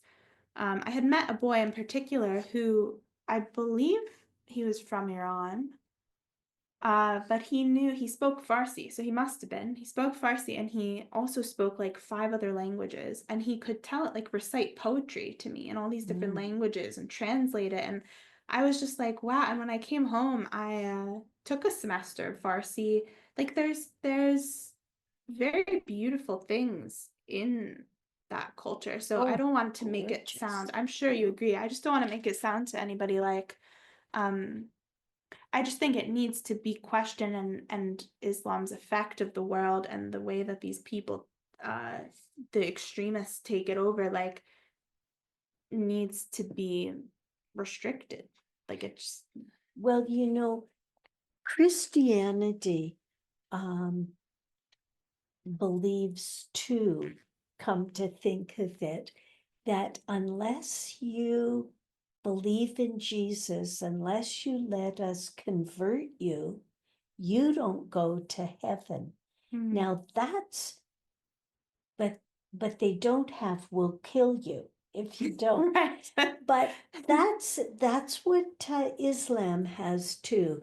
Unless you're an Islamist, you don't go to heaven, um, because God thinks you're an infidel.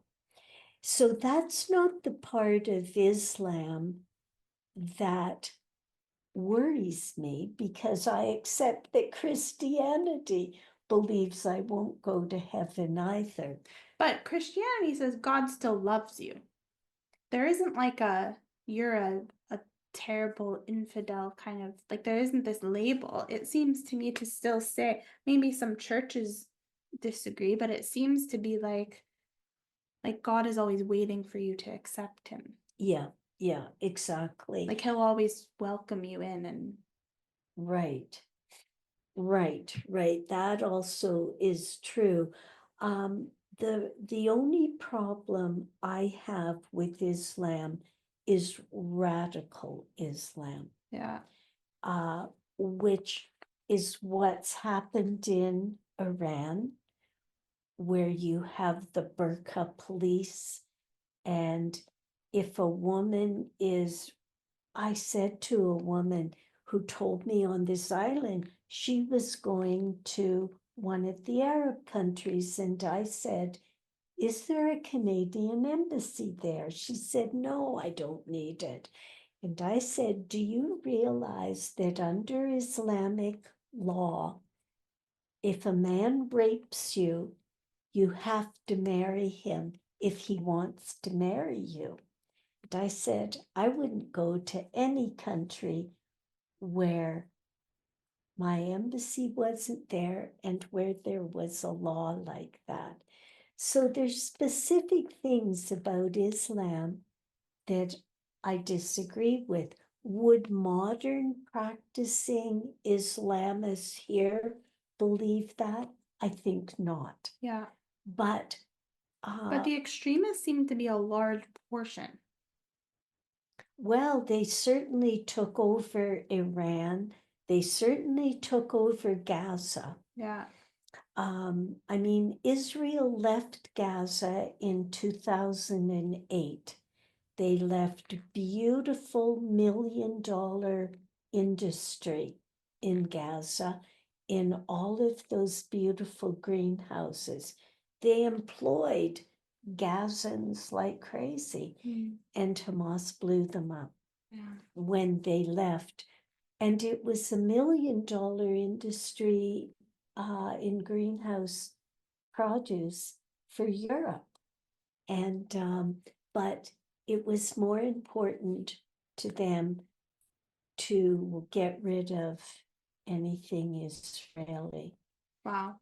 And so I'm hearing terrible reports of what's happening to Iranian women. Yeah. And they are so brave to go up against. I've seen some of the regime. protesting things like that. Yeah. Yeah, you don't want to be in Iranian prison. No. No.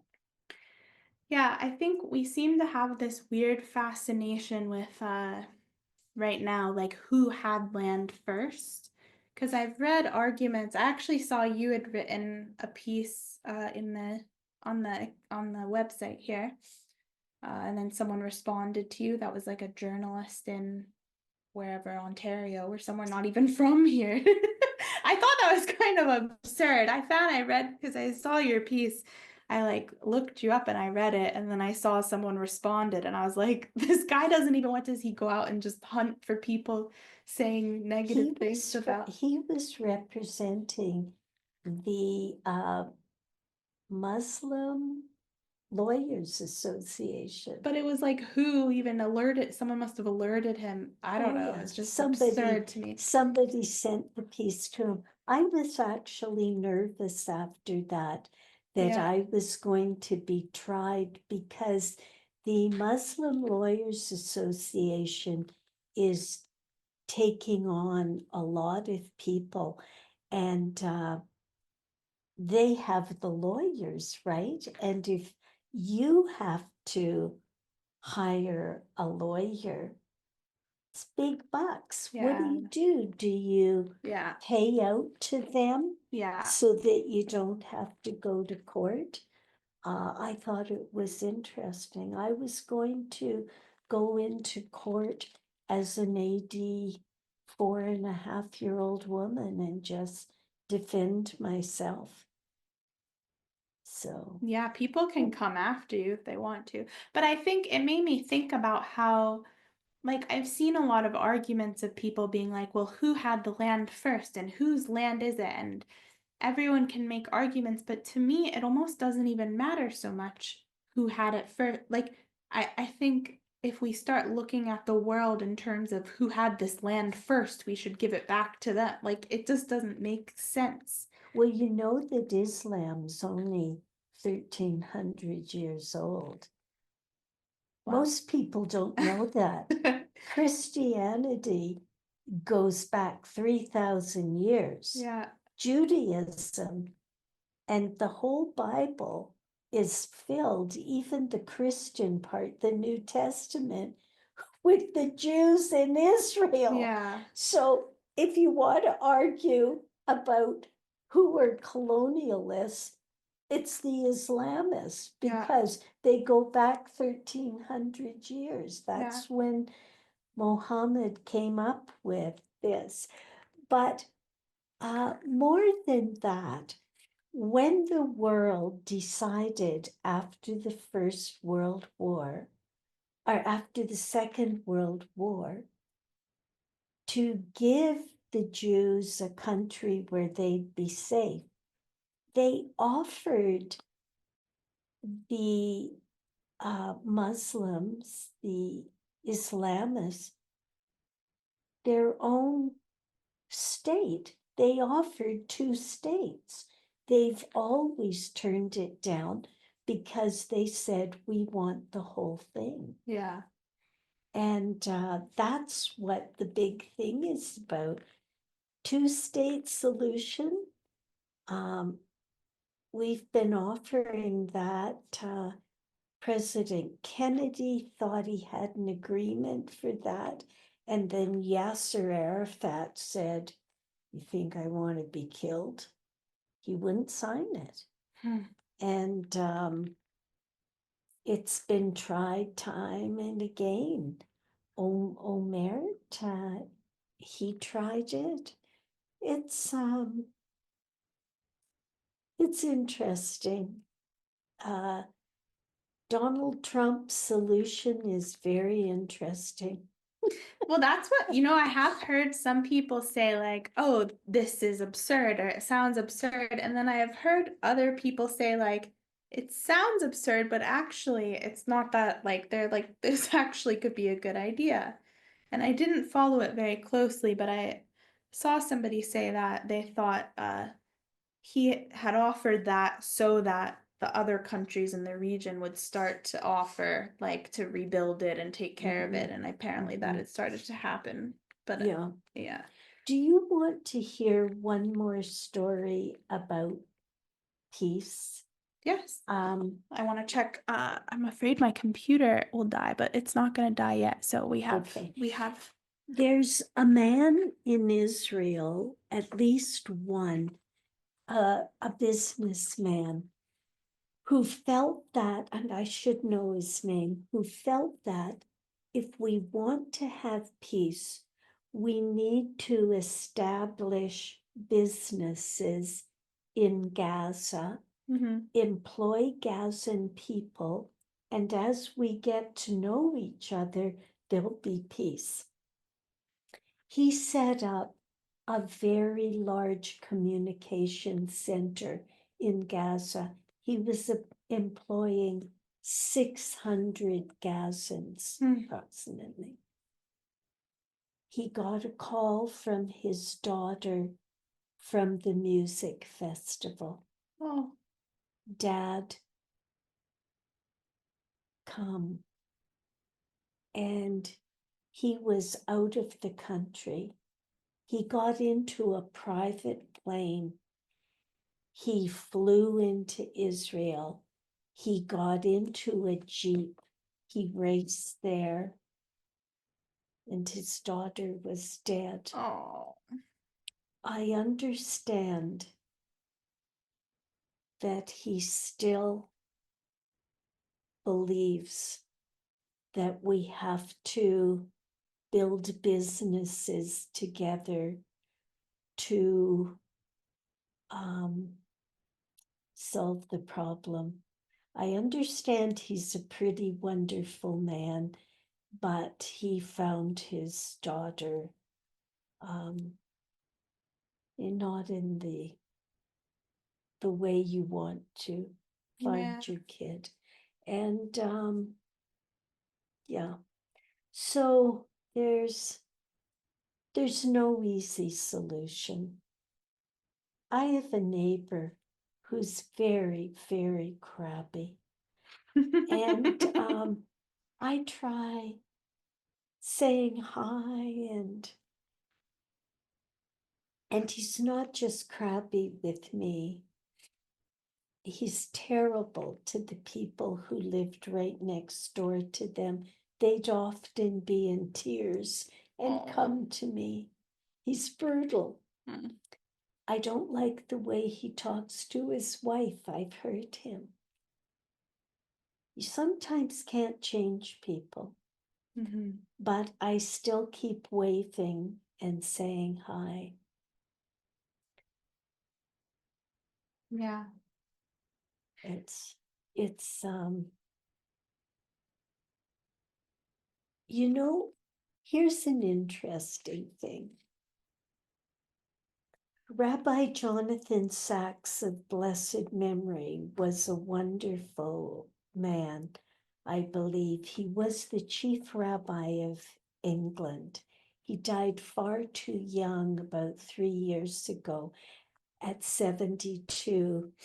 And he said, what is the one thing that God cannot do that humans can do? Hmm. And that seems like, what are you saying, right? And the one thing that God can't do is enter a human heart without permission. Hmm. And it's an interesting thing. It says in the Bible, God hardened Pharaoh's heart so he wouldn't let the Jews go. And what that probably means is Pharaoh was doing all these awful things, and God just let him go right to it. I mean, God isn't directing bad behavior. Yeah. If God has no place in your heart, well, it gets pretty hard, Yeah. but the language makes you wonder, what's it all about, Alfie? Yeah. Is it just for the moment we live? I've always liked that song. But Do you still practice like Judaism? Are you like, well, I used to keep all of the laws. Well, not all of them, but the ones about Shabbat, and I didn't cook, turn on electricity, never went on the computer, all of those things. It was a complete day of rest. huh? And, but I no longer do that. I pray most days using the traditional prayers, Mm. but not all of them. Mm. And I study Jewish texts, Yeah. and I celebrate Passover, Tu B'Shavat, which is now, today is Tu B'Shavat. Do you say, It's the birthday of the trees. oh, is And that what that means? yeah, Of Tu all of the B'Shavat. trees? Yeah, all of the trees. Like on the planet? Yeah, it's their birthday. Really? Is that a real, really? No, No. it's just a way of celebrating the trees. Oh, And do you I- say like happy that? But it, well, there's little, I'm going to a Seder tomorrow night. And so there'll be a lot of prayers and recognition of the trees, poetry. There's laws against the tree, or for the trees. In wartime, one is not to cut down trees unless your life is at stake, wow. because trees give life, and especially fruit-bearing trees. Ah, So at the Seder, you'll eat the 7 species that are traditional: pomegranates, nuts, olives, all of those things you'll eat and give thanks for them. wow. Yeah. And there's Shavuos, which is the giving of the 10 Commandments, and that's celebrating I think the reason Judaism has survived is because of all these traditions Yeah. and because we have stories to tell our children. Is that going to continue? I'm not sure. You know, when we start giving up these things, Right.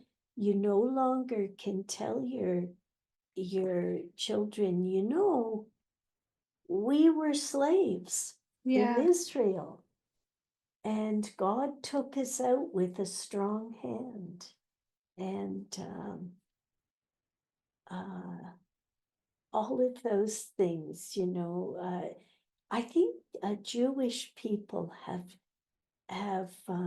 gathered around these stories, you Mhm. know, and I'm not sure that Christianity has done enough of that storytelling, although I think it does have a lot of stories. Mm. But the New Testament's filled with stories, Mhm. you know, and certainly the Apostle Paul traveled around trying to tell the stories. You know, Jesus told so many stories and parables, as you know, and I really believe he was a radical rabbi Mm. because there were a lot of rabbis in those days who were trying to change Judaism, bring more ruach, which is the Hebrew word for spirit, into Judaism. It was becoming really law prescribed. Mm. And there were so many itinerant, and that's why it doesn't surprise me when Herod says to the Jewish council, is he king of the Jews? What? They would have killed all the Jews if they'd said yes. What do you mean? You're uniting under a king? And they said, no, he's not king of the Jews. Um, Mind you, I don't think Jesus ever said he was king of the Jews. Probably somebody said, we'll make him our king. Yeah. No, Yeah. whoever knows. All the documents were written hundreds of years later. And Mm. you know how stories are. Judaism was an oral tradition and then it was written down. And so that's where I deviate. I don't believe necessarily the stories, but the moral lesson they're teaching, Mm. which I think is important. I thought an interesting part of that interview that I had watched that you had sent was her point that she doesn't really think that uh a healthy direction forward is possible without a return to religion. Like religion has so like the church is sort of fallen apart, like people it's not as popular. Mm-hmm. Although it is interesting, I've seen a lot of people of my generation who have been more in the like new agey spiritual world come into Christianity. Like there is a sort of Okay. younger wave, um, which I feel like I'm now a part of. But I've been wondering this question for a while and she touched on it of just like it just seems to give us a lot of our structure for Yeah. society that is necessary. Yeah. And when you do away with it, it gets replaced with something else. Like I think that all of the woke stuff is like a religion on its own. Like Yes, it's it is. taken in, It it's just is. become it's a new thing. Like we Yeah. have to have something that we follow and believe in. And Well, America, all of the early things that presidents and that said was always seeing America as a people of God. Yeah. And that sense has been lost. God bless America. Yeah. Yeah, God bless You know, I wrote a whole America. piece recently called The Return of American Pride, because it was a piece exactly on a lot of that, like just the way I realized that at a certain point in my teenage years, and especially when I went to school and I got inundated with all this ways of thinking of we are colonizers, America's bad, like I really lost, I didn't feel proud to be American. I felt like America was stupid. It hurt everyone. And what I've noticed this year, especially since Trump's election, was like this new hope. I think before Trump's election, I really didn't think that hope was possible, like that any sort of revolution. Like it just sort of seemed like we're going in a bad direction and we're going to keep going in a bad direction. And this was like a return for me, and I think a lot of people have felt this of like, I'm proud to be American. I'm proud, like America is a good thing. We want to be like, it's good to be proud of your country. And I remembered being young and being like, we would sing God bless America, or, I pledge allegiance to the Yeah, one nation under God. They don't do that anymore in a lot of no, schools. They don't even no. say it. And I was thinking about, because like when I came to Canada, my husband's Canadian, he thought it was kind of weird. Like I would, because you don't really have Canadian pride in the same way. No, And no. he would be like, I would be like, yeah, we said the Pledge of Allegiance every morning in school. And he's like, that's so weird. And I was like, yeah, ha, that's so weird. But now I'm like, is it weird? I don't know. There's something kind of beautiful about that too. Yeah, and the saddest part, and I was a part of this too, is that we lost a sense of all the goodness in Canada, and we were focusing on all the Yeah. bad stuff. Yeah. And I think it's like with a child, you keep telling them they're bad, they'll be bad. Yeah. And that's the one thing about Trump is he's going to make America great again. And but you've seen what's happened in Canada now. All this, I think it's good. I think people had lost a sense, and I've always felt it was awful that we couldn't trade across provinces. I found some beautiful BC wine. I was living in Ontario. I couldn't ship it over. Is that Or, still the case? oh, yeah, they're finding this in the last You can't ship month. things to different provinces? No, well, through the company, Oh, because they've all got these trade agreements. And now they're saying, we got to break down all these trade barriers, and they're going to. yeah. You can't ship lumber from some places to other in Canada. That seems absurd. Well, it is absurd. And we don't know why it was all set up, but Canada is always wanted to be part of United States in many ways, like trading down with United States You mean on a instead. government level? Because it seems like a lot of Canadian people don't really like America.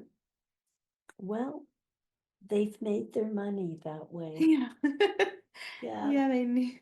And yeah. You want Canada to be the 51st state?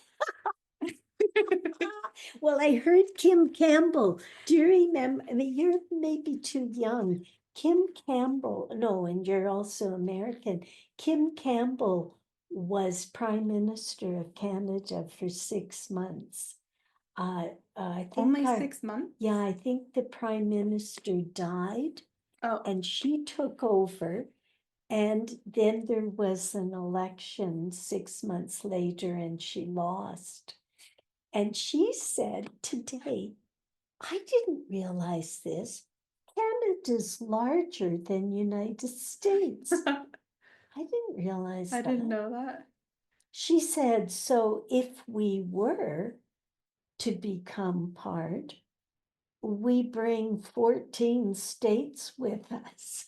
But not your population, just the No, not our mass. population, the mass of Yeah. the country. Yeah. Yeah, our population, yours is 300 million more, a little, and ours is 30. Yeah. So you're much more concentrated. Yeah. Canada could take, I mean, Canada just couldn't handle 300 million people Yeah. because we're not set up to. And our Northland isn't easy. No. I have a friend who's teaching up in northern Manitoba. It was -40 yesterday. Oh my goodness. Yeah, it's so cold. People don't understand that where we are, it is not like that at all. No. People are always like, oh, you're in Canada, you must be so cold and with so much snow. And I'm like, not usually. So where are you from in America? Pennsylvania. Pennsylvania. Yeah, I Okay. grew up in Pennsylvania. Yeah. Yeah. Do you think he'll stay here? No, we're moving. We're gonna move back to the States this year. Oh. Hopefully, we're gonna put our house up for sale very soon Oh, you have a house on the island? on Salt Spring. Oh. Yeah, we bought it maybe 3.5 years ago now, Where do you live? in Fulford Valley. Oh, I know a young couple that's looking. Do you know approximately what it'll list for? Yes, I will tell you after when we're not on the Oh, recording of the show. Recording, because I know this wonderful young couple that's looking. Okay. All That's right. good because that's what we're looking for. We've had some private interests, so Oh, you've that's already had it. but we haven't sold, so we're interested in Oh, that as okay. opposed to I could putting it tell up. them. I was at their house for dinner last night. No. We were watching The Wizard of Oz. They Oh, are fast. the old there's Yeah, they have a 6-year-old. ah So cute. yeah. Well, I think the final thing I want to ask you is just I think what I really want people to understand is just how this is impacting Jewish people. Because from what I've heard from Jewish friends that I have is they mostly just don't talk about it. Like they're afraid to kind of speak about it. Mhm. And I think a lot of people don't, I assume that a lot of people, if they're not on that like Palestinian woohoo jihad side, that they don't really know what's happening, I think. Mhm. And so I guess I would wonder, I know you've said you've been very sad personally. Have you seen that in your Jewish community? Like, what has it been like for people? Are they afraid to speak? Well, I told you that this young woman called me Yeah. about the gay pride, and she was really afraid. Mm-hmm. And then she saw me standing out there unafraid, and she came over to talk to me. And she has spread the word to other young people. Hannah was standing right out there. Were you alone? Yes. And just before I left the house, I called 2 of my gay friends, a married couple, 2 men. And I said, this where I'll be. They said, we'll be there. We weren't coming to Pride, but we're coming now. And they stood with me, these 2 men who are known in the community. And that was wonderful because most people just passed on by me, even when they were screaming for jihad and revolution. Yeah. And I wrote a letter to the Driftwood about that. It's the local newspaper. Yeah, the local newspaper. But Jews generally on the island have been afraid or some Jews were expressing they were against Israel. Ah, They were pro, because they're seeing all of the horrible pictures. A lot of lovely young Jews I know are very pro-Israel, but said, we can't kill all those Palestinians. It's not right. So they were really stretched.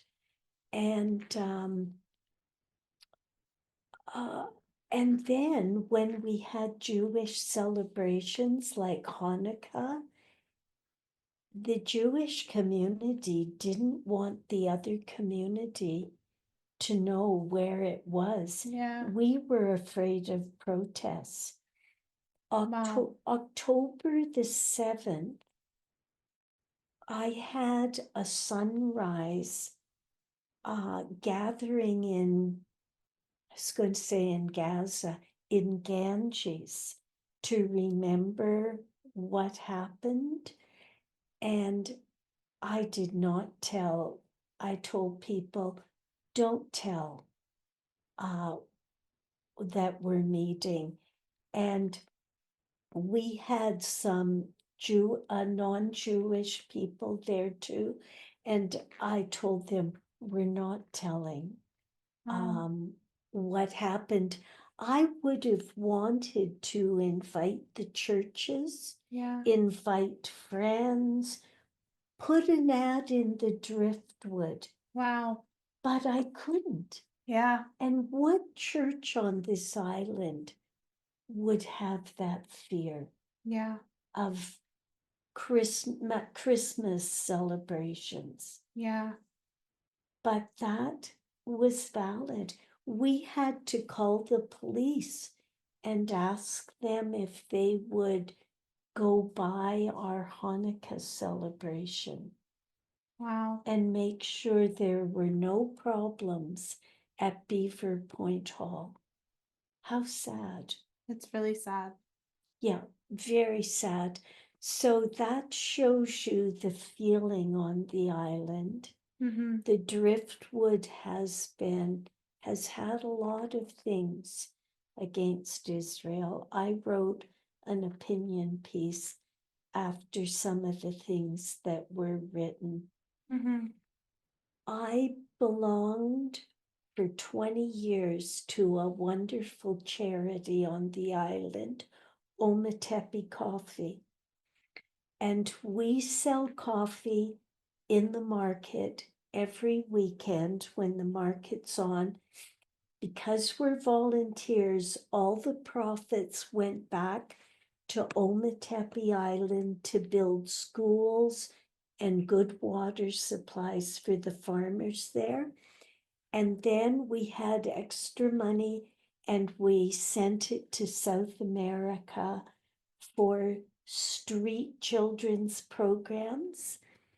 And Ometepe Coffee took a stand against Israel. Man.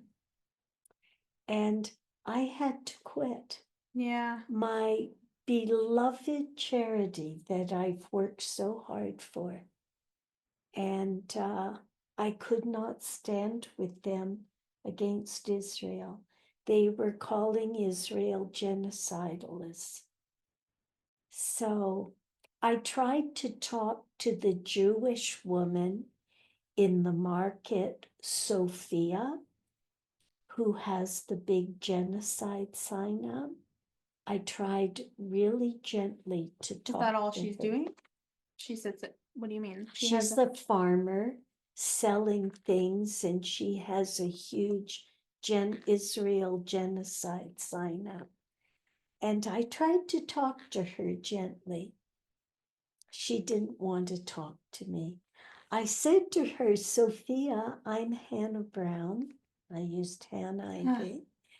And I said, I teach Arab and Jewish and Bedouin children in Israel online. She said, yeah, what do you teach them? Peace? Does she sell flowers? No, different Some Sophia. flowers too, yeah. Oh, you're talking about, yes, I'm hoping you're not talking about who I think you're talking about. Melanie Furman? No. Oh, no, this is Sophia. What is her farm? Do you know? I don't know, but she sells vegetables and some flowers. Okay, well, I'll ask you after. But Yeah. okay. So So I and she knew didn't want she to. wouldn't talk to me when she said that. I said, Sophia, I can see some customers coming for you. I won't keep you because anybody who would say that to you doesn't need to talk. No. I mean, if she had said, oh, uh, you know, can you tell me about it? But what are you teaching them? Peace, you know. It's so, I mean, it's appalling to me, but it's also not like I understand when you're in such a mindset, you cannot like it just you can't think critically. Like it really stops people from having this ability to Mhm. consider other things, but it's still just really, really crazy to me. Well, you get to the place, you know, why do some Jews act that way? And it's because I believe that Jews have not been liked. And what they're really saying when they say, oh, I hate Jews, or Israel's a genocidal society, they're saying, listen, everybody, I'm a Jew, but I'm not like those other Jews. I'm a good Jew. Yeah. And that's Oh, right, really because you what said they're Sophia saying. is Jewish? Mhm. Yeah, so that's the really crazy thing. Yeah. Yeah. Her mother just died last year. I wonder what her mother would think. Who knows? I know I have a good friend of mine who lives in New York City, and she said that like she's always been super liberal, her family has been, and uh, she said it's been really hard for her the last year and a half, and that she was walking, and she and her boyfriend, or maybe now fiance, are both Jewish, and they were walking, and they happened across a pro-Palestine protest, and she said she's never felt so unsafe Mhm. because people were yelling things at them, and she was like, no one knew we were Jewish, but like I felt like like she just felt really unsafe where she's always Well, lived. if you don't join in with them, then you might be Jewish, Yeah, right? So you are at risk. it's Yeah. really scary. I think it's just crazy, and I think it's that often when people are being abusive, they will flip the script, right? And like the people who are like they sort of accuse other people of doing the thing that they themselves are doing. And I think it's interesting in this instance how it's like Israel has become genocidal and everyone's like missing the fact that what's actually happening is all the anti-Semitism against Jewish people. Well, what's also happening that people can't see is Israel is fighting for their life. Yeah. If they had just said, oh, that was bad, what Hamas did, and went on, Hamas said very clearly, we have two more massacres planned. Yeah. And so, you know, with that old expression, what people tell you they are, believe them. Yeah. And some of us don't. Yeah. Um, I'm sure a lot of women who are married to men who beat them ignored the signs or what the men actually said Mhm. before they paired with them. Mhm. Now, that's not always true. There are surprise relationships, but sometimes we don't believe Yeah. what people say. Oh, Mhm. they don't really mean it. Oh, yeah. I think that when we are good at heart, I think we, unless we learn otherwise, I think we do tend to look for the good. Like we give people the benefit of the doubt, and we when we hear them say things, we think like, oh, they mean that how I would mean it, or like they're not really saying that. Mhm. Instead of being like, no, they are really saying that, they really mean it. Like some people are truly that way. Yeah, yeah, yeah. It's a complex world. And one of the things that this year has taught me is to the KISS principle. Keep it simple, sweetheart. That's not the version of that I've Oh, heard. but that's my version. Keep it simple, sweetheart. Um, and just keep it simple. And I used to be in philosophy too, before political science. And I always felt if I could find the right words, I could solve every problem. Mhm. Well, now I'm not finding so many words. I'm keeping it simple. One man on Facebook said to me, "You're a raving fascist." And I simply said to him, calling names doesn't solve the problems between us. Mm. And prior to that, I might have said, you know, there's no way that you could call me a fascist from what you've seen, blah, blah, blah. No, keep it simple, Hannah. Calling names doesn't solve our problems. Mm. Do you feel optimistic at all? No, Okay. I'm not optimistic. Mm. But you know what I've decided to do? I'm really going wholehearted into music and visiting with happy people and trying to not watch news or read so much. I'll say, oh, this looks interesting. Oh, no, don't go there, Hannah.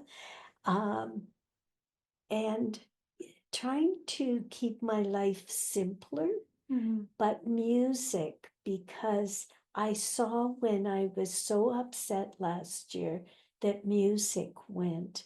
And I think it's the Yeah. only universal we have for joy Yeah. is music. And I'm trying to do music and read more uh, novels. And I usually read heavy stuff. I'm Ah, trying not to, you need but the I'm light still, fiction. yeah, I'm not going to get into the Barbie doll stuff. What are No. all those love story stuff? But I, and I'm going to try to watch more movies. My This, husband and I have been watching a lot of stand-up comedy. right. I love stand-up comedy. I wanted to do it, and but I love comedy. And I have to tell you, I enjoy some of the Jewish comedians that are addressing the whole issue. They don't like famous, Yeah. you know. Like And who? Who? oh, I forget his name. The guy that wears the great big Mugan David, and he's always doing it on Jewish topics. I'll send him to Okay, you we'll have too. to watch it. Oh, he's so funny and outrageous. Yeah, Modi is another one, another Jewish comic who addresses the issues. The joy is really important. I think that like something I've been thinking about a lot recently is whatever we are focusing on is what we tend to get more of. And I think when we focus, like you said, you said it in terms of countries, like when we're telling the country you're just so bad at all these things, like it becomes more and more that way. We become so focused on it. We look, and I've seen a lot of that with like a lot of the work I've done with people has been almost like somatic therapy. It's been very like emotional processing oriented. And I've started to realize that a lot of that work, while useful to a point, when you start focusing on pain and trauma all the time, all you find is more and more pain and trauma. Mhm. And then you become like the danger is becoming very identified with now you have all this trauma and now you have all these problems and you're just more and more a victim and you're so weak. And um so I think like turning our attention purposefully to those joyful things like the music and Mhm. finding these like looking for those and increasing that, I think uh, helps us and it helps everybody else that Yeah, interacts. Yeah. I think you're definitely we do have to take things seriously and address them, and then we have to step out Mm-hmm. and fill ourselves up again. Um, yeah, I definitely agree with you. What I lost last year was the balance. Yeah. Um, I was so filled with pain that I couldn't go out to the jazz jams and have fun. And if I did get myself there, I had fun Yeah. and I forgot uh, for the moment. But, I wear this yellow, Oh, um, what is that for? this is for bringing home the hostages. Ah, So whatever I'm wearing, I put this on so it's always there. But it's the centering of my life, especially when it comes to the babies yeah. who were taken. Um, and yeah, so I'm always, and here's the thing, only one person in a year and a half has ever asked me what this means. Mm, Either people know or they don't want to know mm. because they know my connection with what's happened. But I would I've have just always, assumed that it's like a cancer thing or something. You yeah, know, people wear it like for breast I cancer. So think that that's what people are doing. But the cancer thing is pink. yeah. And so maybe we're not just curious, you know. I usually wear a ribbon, a yellow ribbon, and but someone brought me this back from Israel. So Well, I think it's amazing that you stood in town with a sign. Why were you not afraid? Because you're old enough to not be afraid, or no? I think that's a fabulous question. I think it's because I was furious and I thought, don't you tell me this. Gay people can't survive in Gaza. I told a woman on Facebook last week, you and your wife could not walk down the street in Gaza. Do they not get that? No, they don't. They don't get it. And I saw this woman yesterday, and I can tell you she did not look kindly at me, but I had to say it. You are saying all these terrible things, and you're a gay woman who would be killed. Yeah. And that's what I'm saying to you now. I'm taking the KISS principle and I'm just keeping it simple, sweetheart. And here you are. Just try walking down the streets of Gaza. Yeah. And yeah, not the big explanation, just get right to the point, hon. Yeah. Well, thank you so much for sharing all this with me. It's been such an honor to get to talk to you and hear your stories and your thoughts. Well, it's been lovely for me. I get to clarify my thoughts with your questions, and you're easy to talk with. That's good. I didn't feel nervous at all. I'm a bit nervous now because of what I said to that woman. Now I'm thinking, was that kind? No. Was it the truth? No, but it was your truth, Hannah. And maybe, just maybe, it would become her truth. Well, you have But to speak sometimes. well, I'm thinking maybe I'll walk into the bookstore. yeah. Well, we know that what happens to gays. So maybe she could walk down the street and not run into a problem, but probably not. But I think that if you asked any reasonable, like, does any woman want to go live in Iraq? Like, no one wants to go, you don't want to live in that kind of society. No. So why are you wanting to bring it here? Like, no one would voluntarily go live in these countries. No, that's a good point. And most of the women are wanting out. Yeah. But you know, Iran is such a beautiful country, and the culture was divine. Yeah, it's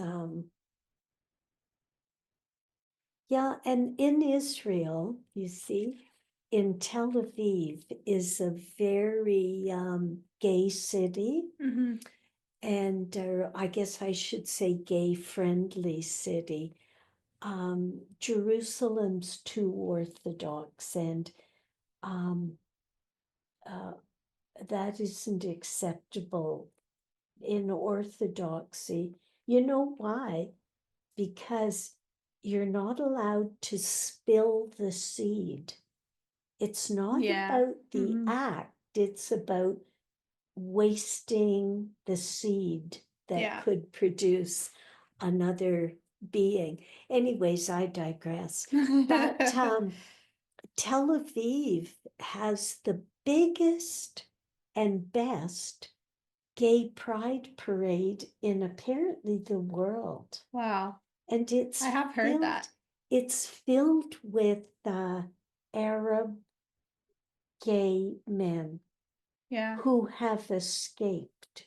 Yeah. And a lot of them are illegal.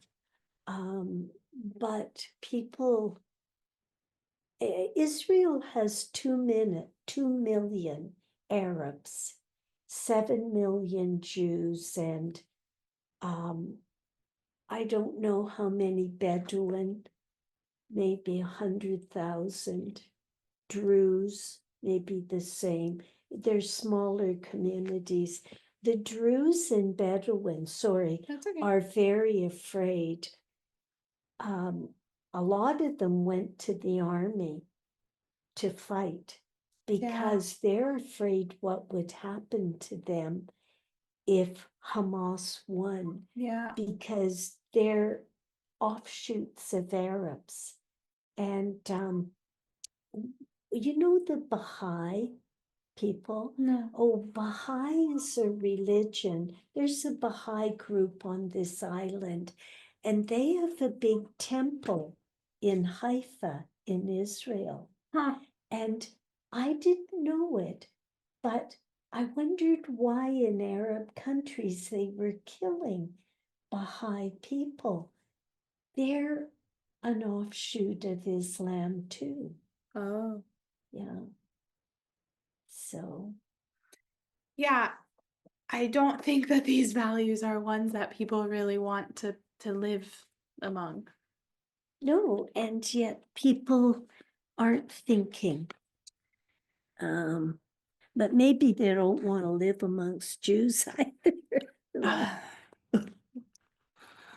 Um, well, we'll wrap up the Yeah. official podcast. We'll just say thank you for joining us. I'm sure that everybody will be really, really happy. And Oh, here I am into food already. Eat. that's okay. You're good.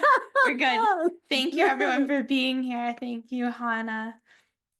I'm happy to have been here. It's just lovely. I love to talk. Yeah, that's good. As my granddaughter would say, oh, Bubby. Then I know I have to keep quiet.